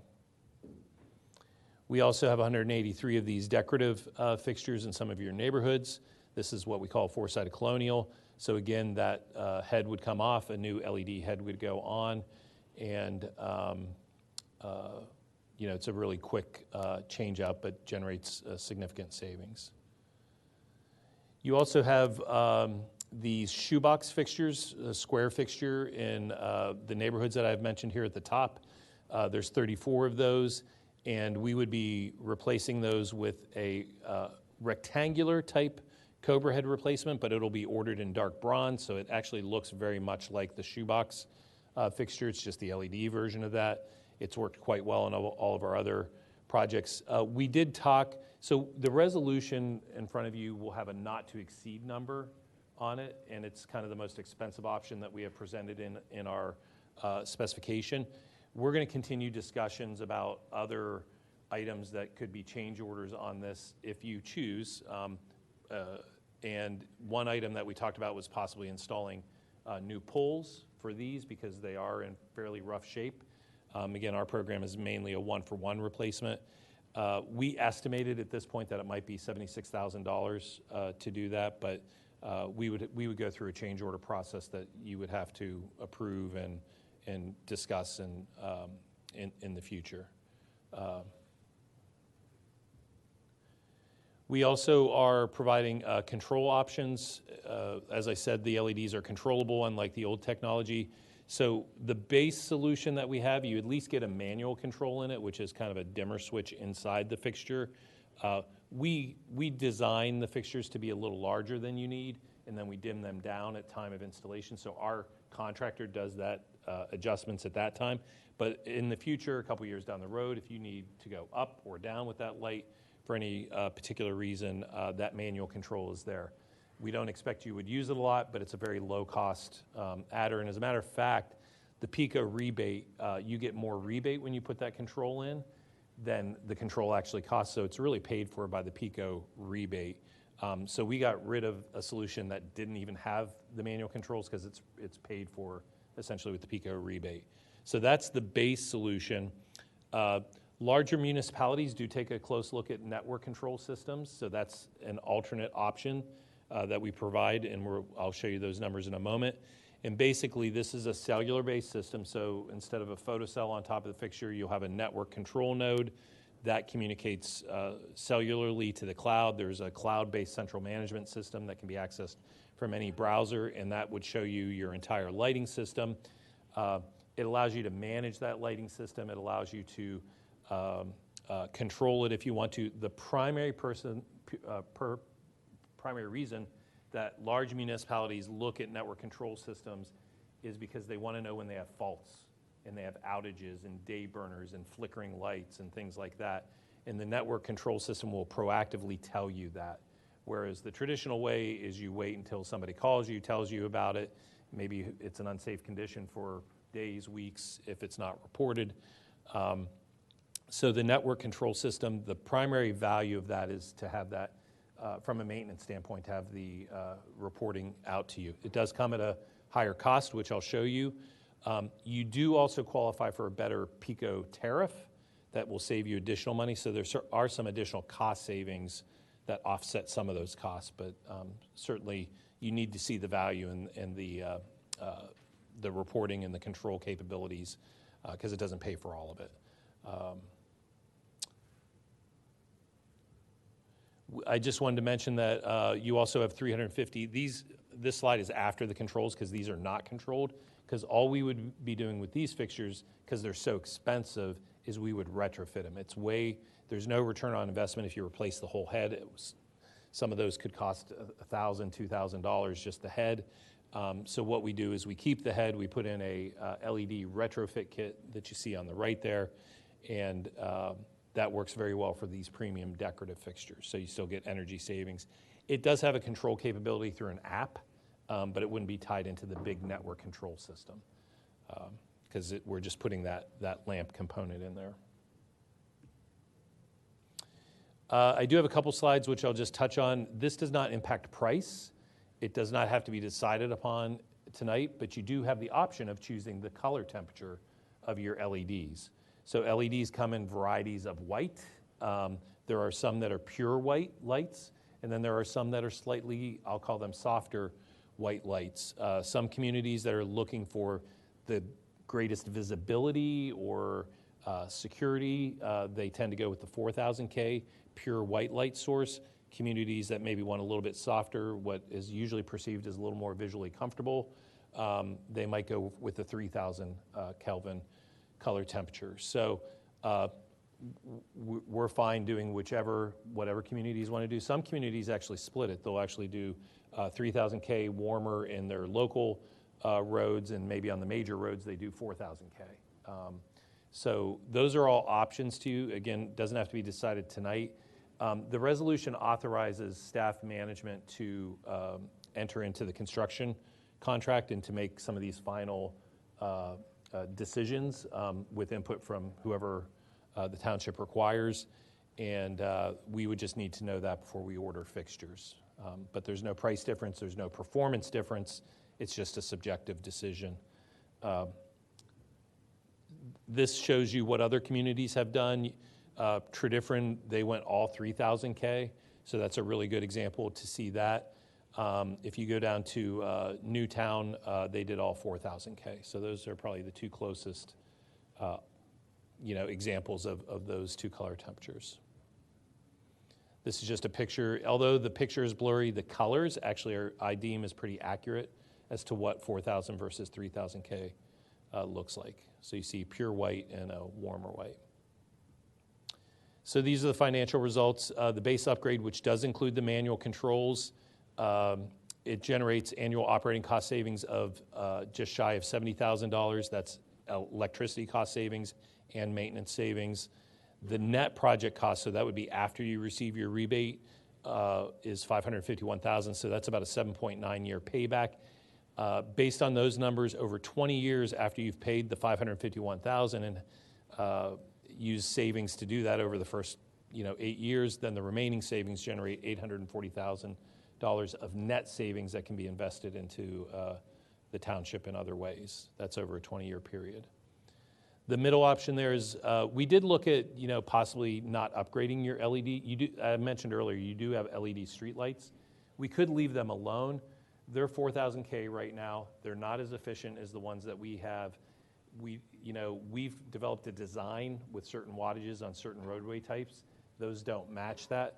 So right now, the base upgrade does assume replacing the LEDs that you already have in place. I believe they have a 5-year warranty. They may have, a year or more under their belt already.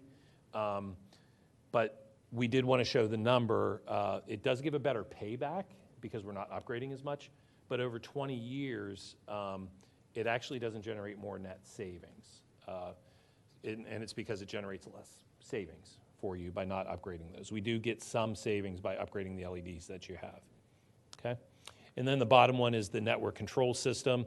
So you can see that generates more savings, $77,000 per year. It does have a higher price tag at $924,000. That's a 12-year payback, and it has a 20-year net savings, still generates over $620,000 of net savings. Okay. I won't go through all this. This is just a breakout of those same numbers with showing how the operating savings occur between energy and maintenance. And it also shows you how the breakout of material costs, install costs, design costs, DVRPC, program fees. This does include, the numbers I gave you include a very healthy contingency on the project to take care of anything that we come across during installation. If we don't spend that, that is your money. And then I show you the rebates there as we currently calculate them for this project. So these numbers, when you look at the total net project costs, are very similar to the feasibility study within literally just a couple $1,000s. The savings are less because of all the LEDs that you have. We're not getting as much savings as if they were the old technology. Okay. So I can answer any questions, of course. The resolution that has been prepared would move you into phase 3. That authorizes staff management to execute on the installation services agreement. As soon as that's done, we order fixtures, which are about a 4 to 6 week lead time. Based on the timing right now, that would really put us at a construction starting right at the end of the year. We are estimating that to get through all of Radnor Township, it would be about 6 to 8 working weeks to do this installation. It's a moving operation by the contractor. They're only at each location for less than 15 minutes, and then they're moving on to the next fixture. So it's very low impact. Okay, so that's where we stand with the project at this point. Thank you. I'm going to open it up for questions. Is there questions from commissioners? No, the answer might. Commissioner Larkin? So up in the Northeast, I see that a lot of these have started turning purple. And Right. Looks like from my complex Googling research, it's because they come from an Acuity. They Yes. come from a manufacturer called Acuity. Any of the same issues that we would have? We're not using Acuity. Acuity is the largest lighting manufacturer in the United States. The Cobra heads that we're using, which had the purple light issue, we use Signify, who's the largest lighting manufacturer in the world. Acuity has stood behind everywhere that occurs, and they've fixed the issue. It actually was an issue with the LED supplier overseas. So it's been rectified. They're standing behind it, fixing them as they identify those. So yeah, we had some in our town also, and but that's not something we're concerned about. We have not experienced any of that in our program. A couple questions. So are all these going to be, at least have covers on them, and it's the wrong terminology? There are times when I was driving, and one thing I love about Villanova is they have those like gas lamps. Mm-hmm. But when they were during the construction, and I think they've fixed it, they did not have like a cover on it, so you're staring right at that filament when you're driving, and I think that's really dangerous if you have to look up. There's always enough stuff to distract you. Is that filament or the brightness going to be covered? So like if you look, like yeah. if I look right up, and Yeah. we have those same ones at the tunnel where I am, like that'll cause the spots for a while. Is there any way to? Yeah, there's several ways to address what I would call source brightness. I mean, Villanova probably, if it was a gaslight style, it was probably a pedestrian level light, so it's probably mounted at something Yeah, like. they put a frosted cover on, but if Right. you don't do that, it is really not, So, yeah, if you don't have a cover on those at 12 to 15 feet, it's right in your eye line. The benefit of Cobra heads is that they're much higher. They're anywhere from 20 to 30 feet high. On the local roads, we have a 23 watts of LEDs. So that is a very low light level, but it actually is super effective at putting light. It meets the standards that we've defined and implemented in all these other municipalities. So I think from the efficiency, the low wattage, the height of the fixture, those all help. I will tell you that color temperature can also help. Yeah, I'll talk about that. I've got a Okay. question with that. Yeah, so that also is something that goes towards visual comfort. While these. But there is no cover. Okay. I just want to be clear, there's no I'm frosted just saying lens. that's, for me, like when I drive through the tunnel in Garrett Hill, you don't know what I'm talking about, and you look up, it's bright. Again, under a tunnel would be low lighting. I would say Tridifferin would be a great example of, When you drive through, like if you've noticed the lights in Tridifferin have been in for close to 2 years. The same with Newtown Square. So these use a lot less energy. Yes. So, and this is just, you're gonna say it's too expensive, we can't do it. On certain lights, could you put solar on top or is that just, I know it would be more expensive, but that would. Yeah, most of these are on possibly Pico negate- poles. Okay. And they'd like to keep selling you electricity. So I don't. Yeah, until they have to build another power plant and they Yeah. say, oh, turn your air off when it's. Right. We have not done that I frankly have never even looked into whether the solar is questionable in terms of being able to generate enough electricity from a small panel. Even though these are very efficient, you have cloudy days, you have other issues. Sure, yeah, obviously, they're Yeah. gonna have to be hooked into a grid, but if you have a very bright day, they could actually give it back to the Yeah. grid. Right. Commissioner, we have, I don't mean to interrupt, but we have solar lights in the South Lane lot. It's a whole different system, so they're not tied into the grid. They have batteries in the base of the lamps. So you would have to physically go replace every pole, every base. I mean, You I think just, you ours had were me, like you had me at replace, so that's. 60,000 each, so. Okay. And then the other, so the time to break even is great. And then my question with that is, and I think your time, if you can go back, that actually may even be less if we implement them now, and then the price of material is going up, so the price of material is going up, the price of energy is going up. So I think the cost savings may even be higher. And I just have a working formula in my head based on where energy prices are going.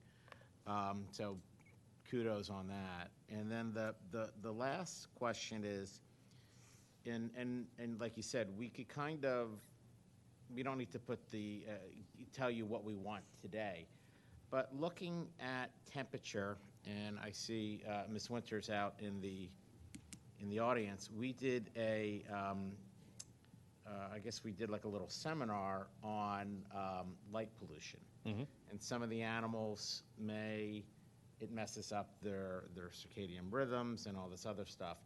So is that something that should be vetted through maybe some of our board of, I don't even know who it would be, but some kind of animal or wildlife? There's so many other stakeholders, and I'm just saying, the raccoons, but I'm sure there's a million other stakeholders out there. So it may make sense to have one light, as you said, in the city, but one light out where there's wildlife where it wouldn't. Do you have any data on that? Do you have any recommendations as opposed to saying, yeah, let's just do the 4,000 or the 3,000? I mean, can you look at blanket areas where, high density here, low density here? Yeah. Your thoughts on that? Yeah, typically, and this has worked very effective in some communities. I think Phoenixville did this, splitting if you want to split the color temperature between residential areas and, keeping the white light on major roads that don't have as many homes on it. That's been the strategy that those communities have used. In terms of wildlife, I mean, the primary things that impact wildlife with lighting is, number one, uplight is a bad thing, so we're taking care of that with the cobra heads. Some of the decoratives, we have no way to control the lights.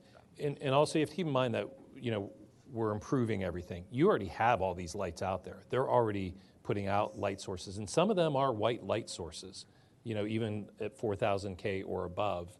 You're not 100% high-pressure sodium yellow light. You have a mix of white and yellow light in your community. So, I think we're making a net improvement in terms of, the light pollution and all that.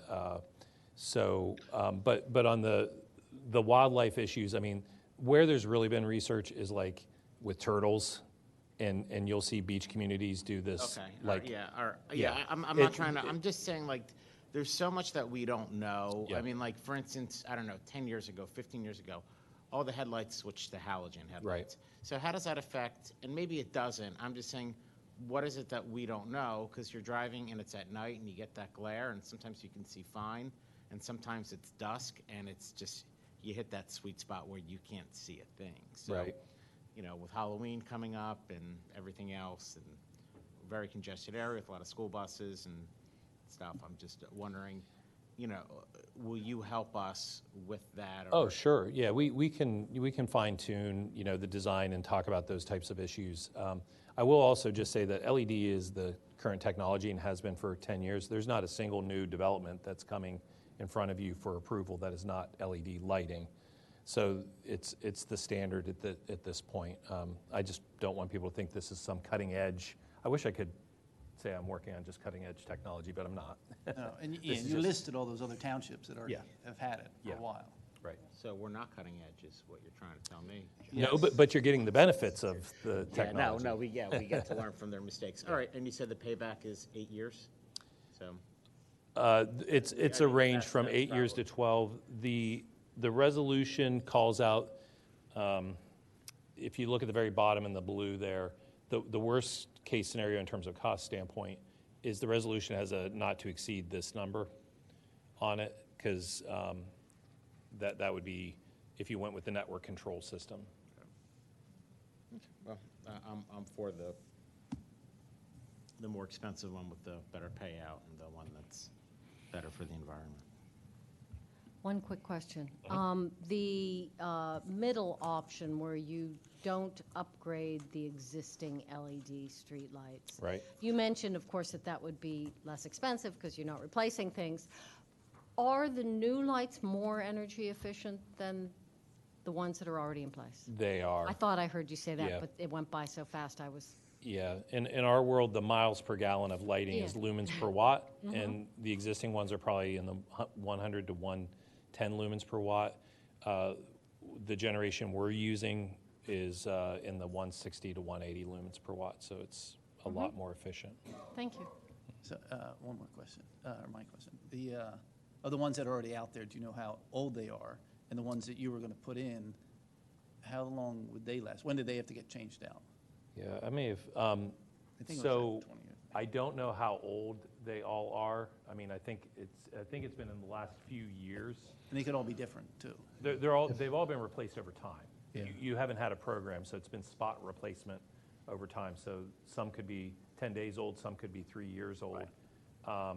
But yours, when you put them in, how long will it be? So the ones you installed have a 5-year warranty. The ones that we have through our program are a 10-year warranty, and they have an expected life of 20 to 30 years. So manufacturers don't give a 10-year warranty unless they think they're going to last 2 or 3 times that. And they don't dim at all like the HIDs? There is some depreciation. I mean, HIDs, like, they'll depreciate 30, 40% to the end of their life.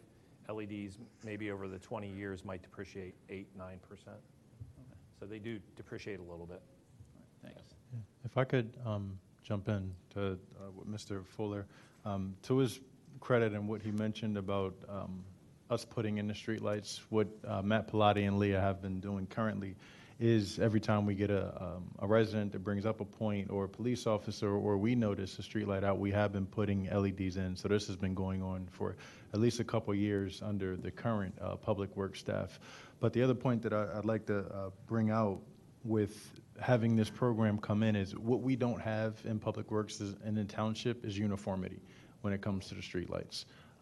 There's streetlights that we're currently bringing up to LED. This program will put us all on LED and will also give us the control. Right now, we rely on the police. They have weekly reports where they go around and see what streetlights are out. Residents also call in and tell us what streetlights are out.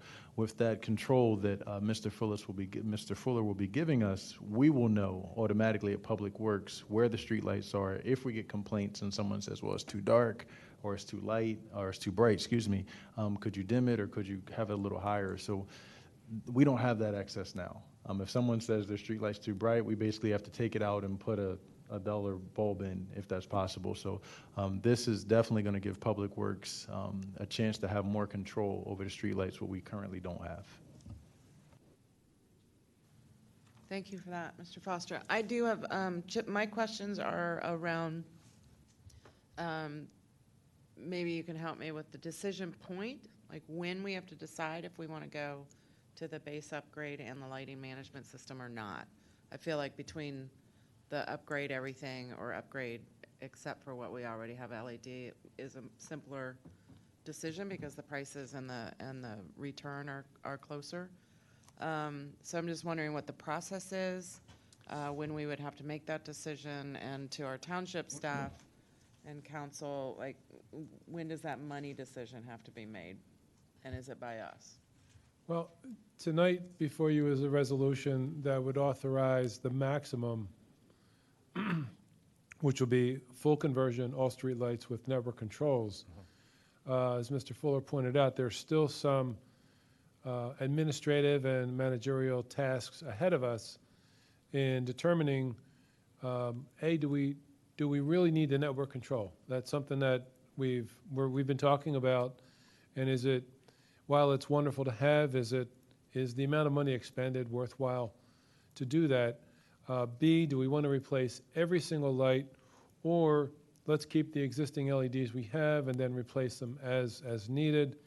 So tonight's authorization would give us the bandwidth to then say, all right, we want to do everything, and then it would give the manager authority to sign the necessary documents to proceed.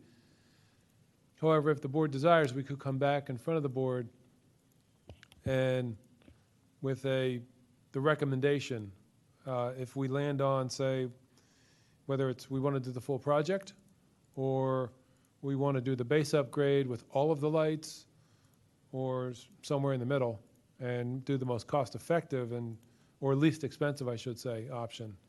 But the resolution would give us the ability to proceed and continue working on what it is we're actually going to purchase, with the ability to purchase the entire system with network capability, if that is what is agreed upon as the best solution.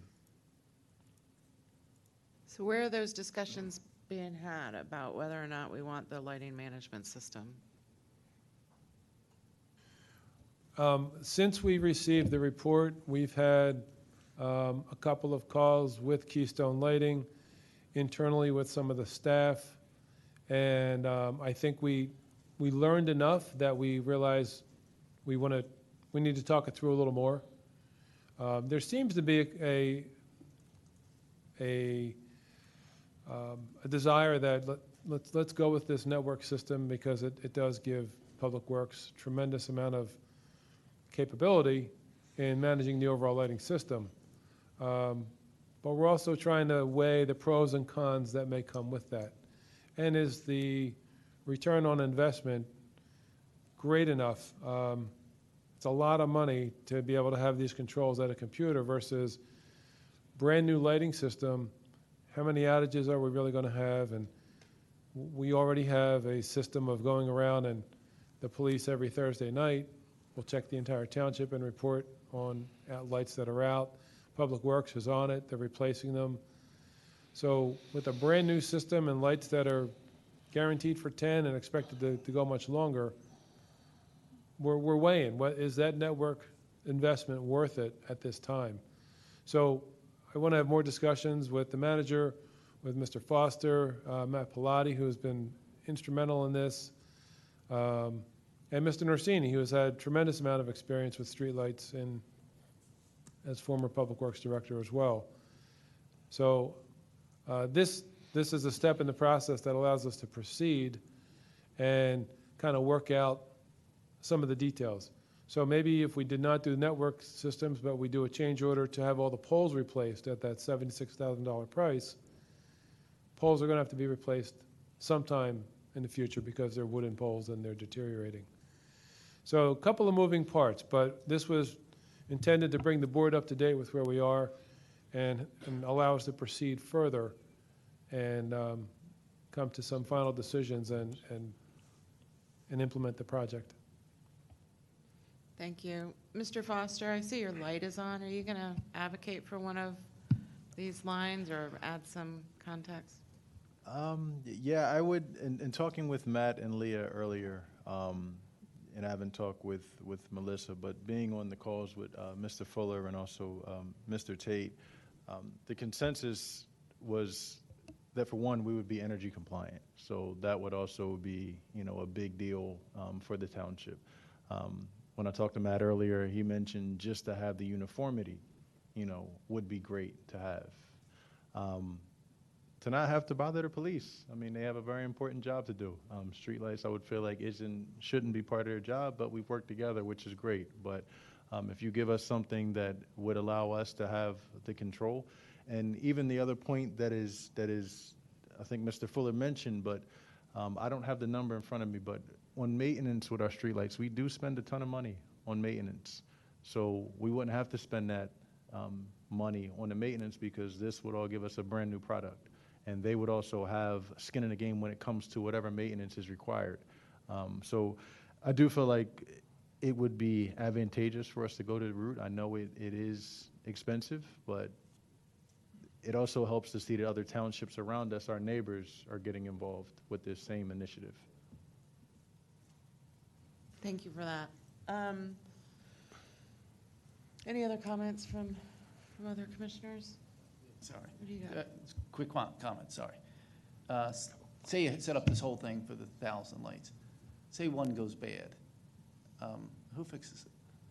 So with the project, you have a 1-year labor and equipment warranty through the installer, Armour & Sons, who's been selected for this program.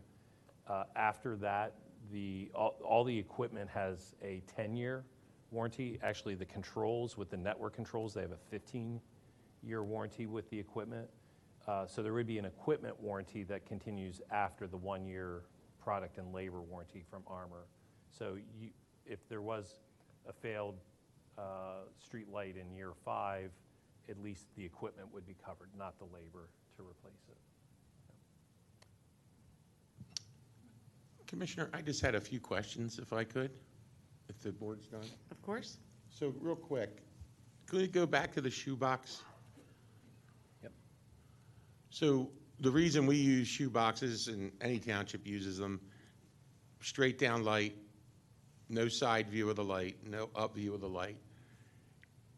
Are we going to get that same with your shoebox replacement? No, the light source is not recessed up in okay.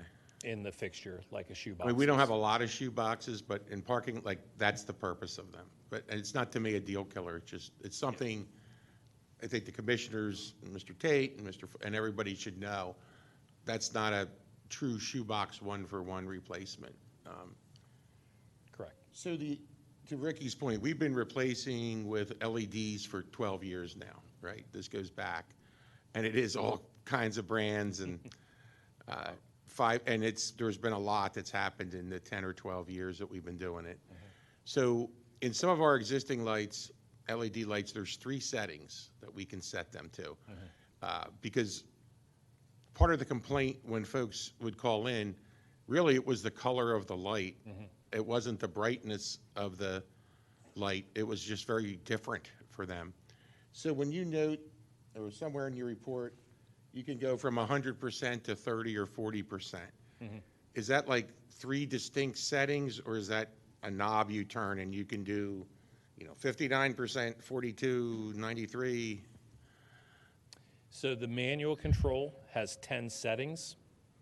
So you can click between those, about 9% difference between the settings. So since it's all on telephone poles, this little switch button is up in the light? Yes, it's part of the fixture. It's a component of the. So we use the bucket truck, go up and. If you need to make a change in the future, the network control system is all done via the computer. And so. And the network control system is discrete. You can do. You can do that from your desk laptop. Well, you can do 1% increments. You can. So you had noted, and actually you showed Villanova's ornamental lights, and you said the highly decorative lights, like a phone app. Yes. So if the township went with the all-in light management system, are they still on a different system? They are not part of the network control system because they don't have a photo cell on top of the fixture like the Cobra heads do, and that's where we connect to a network control system. So no matter what we do, that's a different. They are not part of the network control system. They could be controlled. You could dim them with an app. So that would be included no matter what we do? The dimming capability is built into that kit. Via app? Via an app, yep. Okay. And so this is always a question, struggle with the electrical contractor, like the equivalent. So we have mercury vapor, we have high pressure sodium, different looks, and when they're losing their power, they have really different looks. They start to get yellow and then slowly dim out. On Lancaster Avenue, traditionally the police have asked us to put the highest wattage incandescent bulb that we could, right? Because it's more traffic and pedestrian safety versus the neighborhoods, right? So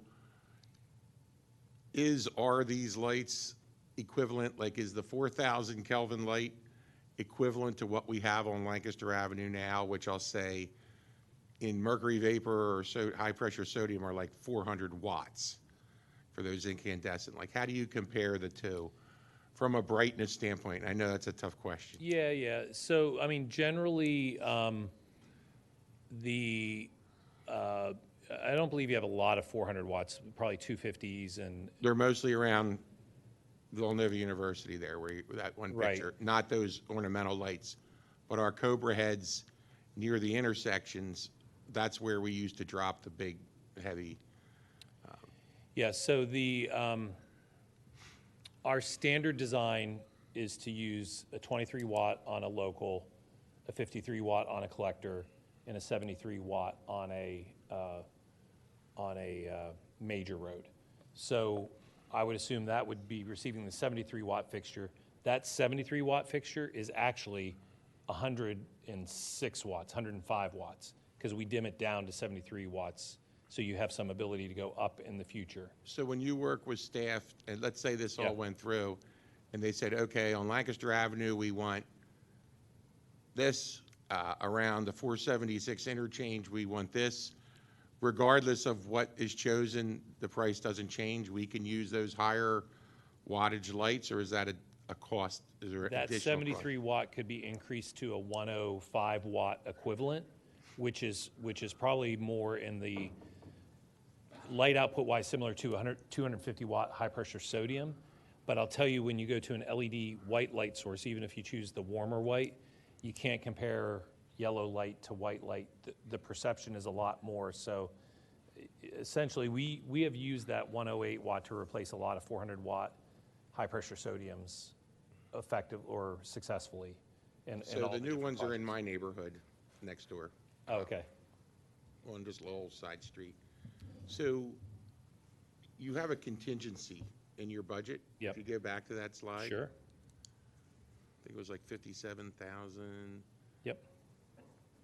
So contingency, so there are varying amounts. I notice it's much higher for the light management system. Yes. Is that We just take a percentage of the project. Okay. Yeah, so it's no That's what I do magic too. there. So my next question is, that contingency, so when we have our light contractor come out. Yep. And he says, you know what, your mast arm's shot. Yep.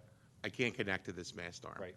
Would you be able to give the township unit prices for replacement so that if that happens, it's not a negotiation? It's like we're giving a unit price of a 10-foot mast arm is this, 12-foot mast arm, 5-foot. Yep. We've already pre-negotiated all the possible things that could happen. With armor? Installation with armor. The primary use of contingency is rewiring. It's not armor replacement. You get in there, it's got brittle wiring, so they will retap to Pico and run new wires out to the fixture. And that's all pre-negotiated prices with armor.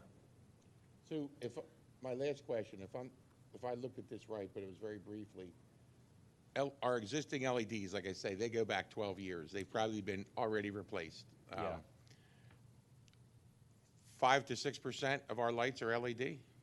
No, it's 400 of your 1,000 Cobra heads. Okay, I was going through and I couldn't see a tally. Okay, that's Yeah, why. it was on the one slide, 424. That's why the number's so great. Yeah. For the discount, so to speak. Or if you don't replace them, that's why there's a disparity. Yes, that's why the price would be less if you didn't. Thank you, replace Commissioner. I'm sorry for taking up all this time, but Thank you. these questions were. I'm up here thinking maybe this is for an offline conversation.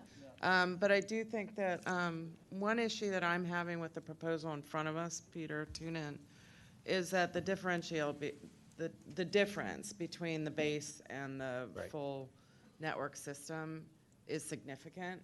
So I'm going to suggest that if we vote tonight, I like that there is not to exceed, but I'm going to request that it comes back to the board after you've done some internal decisions around which, when you come back with your recommendation. So I feel like we can move it forward tonight. Bob's rec. What's that? Bob's recommendation. I would like Okay. like the township staff to come back and recommend which one of these options you're going to support, and I understand there's a little bit more work to be done. So I want to give you the vote to move it forward, to have those discussions and make those decisions. But I think the difference between 638,000 and over $1 million is too much for us just to say decide. So, however, Peter, you want me to call this motion to make it clear that the final decision on which path is not being decided tonight because we're not there yet. You can make it a contingency motion. You can make it a motion conditioned upon staff coming back with a final recommendation. Like it's an interim motion, a preliminary motion. Yeah. And since I'm talking, just to give you my 2 cents, I did represent New Britain Township when they went through this. They were extremely happy with it, and their payback was actually under what was estimated by about a year. So it went very well for them. Yeah. What'd they go with? Do you remember what- That, they did not go with the top one, that I know, but they had a much smaller. Much smaller. Yeah, inventory. Yeah. I think. So I guess I'm gonna ask for a preliminary motion to approve the resolution with the not to exceed amount that is listed, and a request to come back for final approval of the project. That's perfect. May I get a second? Second. Okay, we've done that, but I will take, I think, commissioners, are we done with comment? Is there any public comment on the lights? Sorry, can I have one question? Of course, Sorry. while you're coming up. Yeah, Sorry, one question. take your time. In the fourth column over, it says material cost. Right. 365,258, and then 681. And I know it's a different thing, the lighting management system. Yes. So it's saying its costs, that's a lot, 420,000 or so. Mhm. What is that? I mean, I know there's the quote Yes. name of it. But what's the $480,000? Yes, so it's the equipment for the lighting management system, which is the cellular node that goes on top. But the majority of the costs, actually, we have baked in 20 years of licensing fees, 20 years of data costs. So we've captured all the long-term costs associated with the system. So with any software type system, you've got a lot of the licensing fees, and in this case, you've also got data costs. But that's all factored into that. And covered for? And covered for 20 years.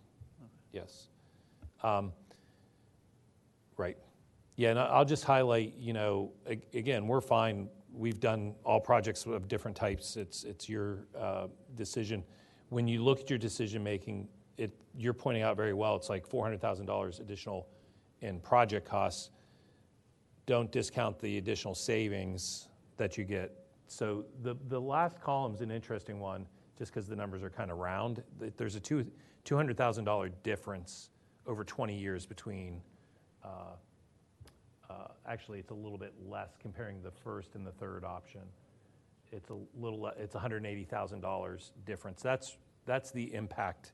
That's what over 20 years you're going to be paying additional for the network control system. Yep. Great, thank you. Yep. I'm going to ask you to Sure. allow public comment. Thank you. Jane Galley, 143 Barclayton Road. I just have a question. I mean, if these lights are in the residential area, how much blue light do they emit? Because So this is Point of order. It's okay, Sean. I just have a question. Yeah, no, I can appreciate that. I Because would love for you to there's get studies about that blue answer. light and how it doesn't let your brain We shut don't off. engage in public comment with question and answer, so I can't Okay, answer that well, for you. just- I You mean- might ask the gentleman on your way out to Okay, answer I that just, for you. if there's a way to not have blue lights. It's a great comment. That'd be a blue part of the light. I got you. Thank you.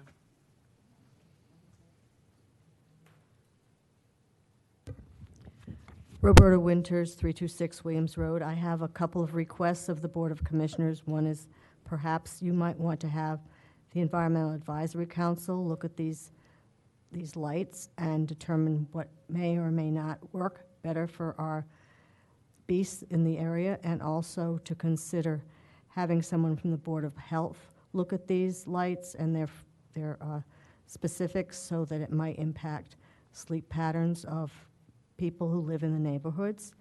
And finally, I would like the commissioners to relook at the possibility of having a lighting ordinance, which I believe was the Pennsylvania Outdoor Lighting Council, which I believe Mr. Farhi remembered, came to the Radnor and offered to write a light ordinance for our township at no cost. I think it's time we had one, and I think as we look at this lighting situation for all of our streetlights, we need to look at it in a bigger way. Thank you.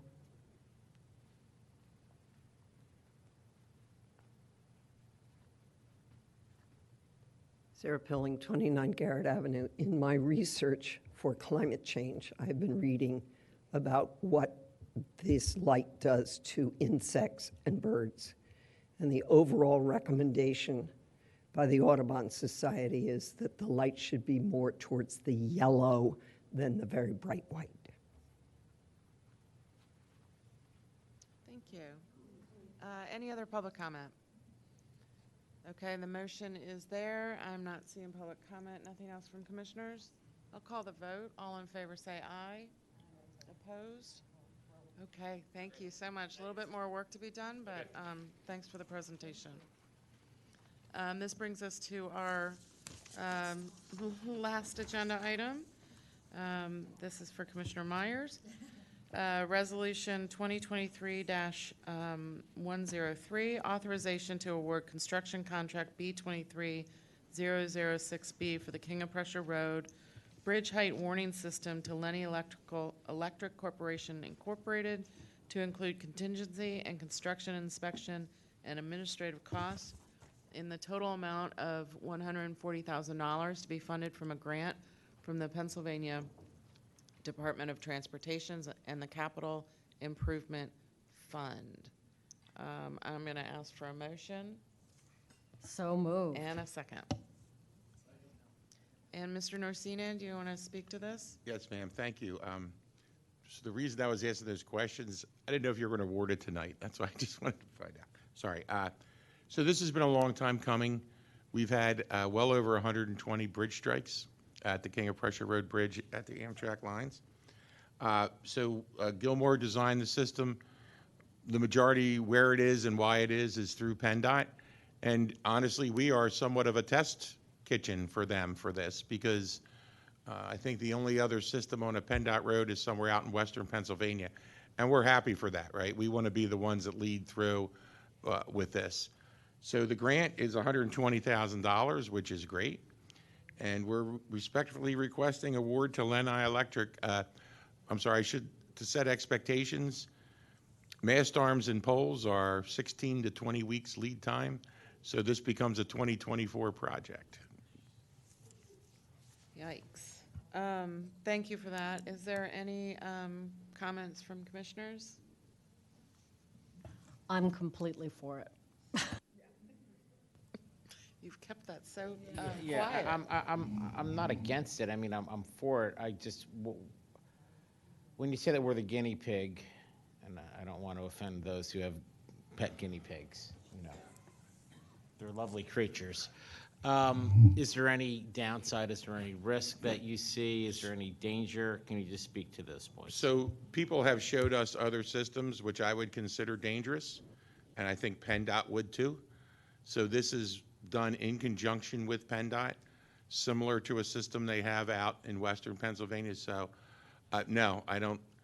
So there's a sign that hangs down that says 10 foot 10, and that hits you at the top of your truck if you go through, and that's saying, stop, the sign has hit your truck, you can't fit. So I don't know from a legal standpoint, but that's how the sign operates, and when you get that many strikes over a 10-year period, I think something needs to be done, and I think this is a good step in that direction. So no open double-decker buses? We're closed. We're not in England, no, but no. Other comments from commissioners? Is there public comment on this item? I am not seeing any. I will call a vote. All in favor say aye. That has passed unanimously. Moving on to reports of board liaisons. Anybody want to speak to a board or committee? Sure. And I don't want to put the cart in front of the horse, but as you all know, I'm stepping off in a month or two. So at the last Parks and Rec meeting, Mary Coe did an excellent job talking to some of the residents about dogs in the park, and I would like that on the agenda, at least that discussion for, nope, okay. So, I mean, then that's fine. I mean, they I don't have wanna not have to given speak us anything to respond to. So I thought that there was It's they made a motion, no? there's no recommendation. It's a motion that we should consider at least 6 different ways to approach it. So I think I think we're going to have to ask it to continue to have the conversation. I mean, I think they've, according to Director I am not Cohen- in favor of bringing it to this board without a recommendation from our advisory board. Okay, then I will want to bring it up then under new business next time. Okay, All right. I like that. Cool, thank you. Other board reports? Yep. You got something? I don't have a board report, but just wanted to thank a couple community entities. We had another cemetery cleanup project at the end of September. Want to thank Villanova University, particularly their Naval ROTC program. They sent 30 students to the cemetery. We filled, a good portion of a trash truck, which, if you know how much fits in a trash truck, it's a lot of debris. So we made a lot of headway that day. I also want to thank Mainline Pizza for sponsoring lunch for the volunteers. And one additional thank you to Villanova. They donated all of the equipment used for the cleanup to Radnor Township, which now sits at the Public Works Storage Garage. So any volunteers doing projects within the township have access to that equipment. Other board reports? I will move to new business. Is there any new business? Yeah, I have 2 issues under new business. One just a question. I don't know if anyone here can answer it.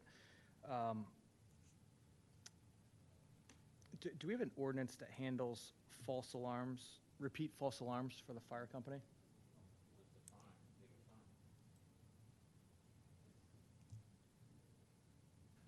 We'll have to check with I don't have that information, but we will get it for you, Commissioner.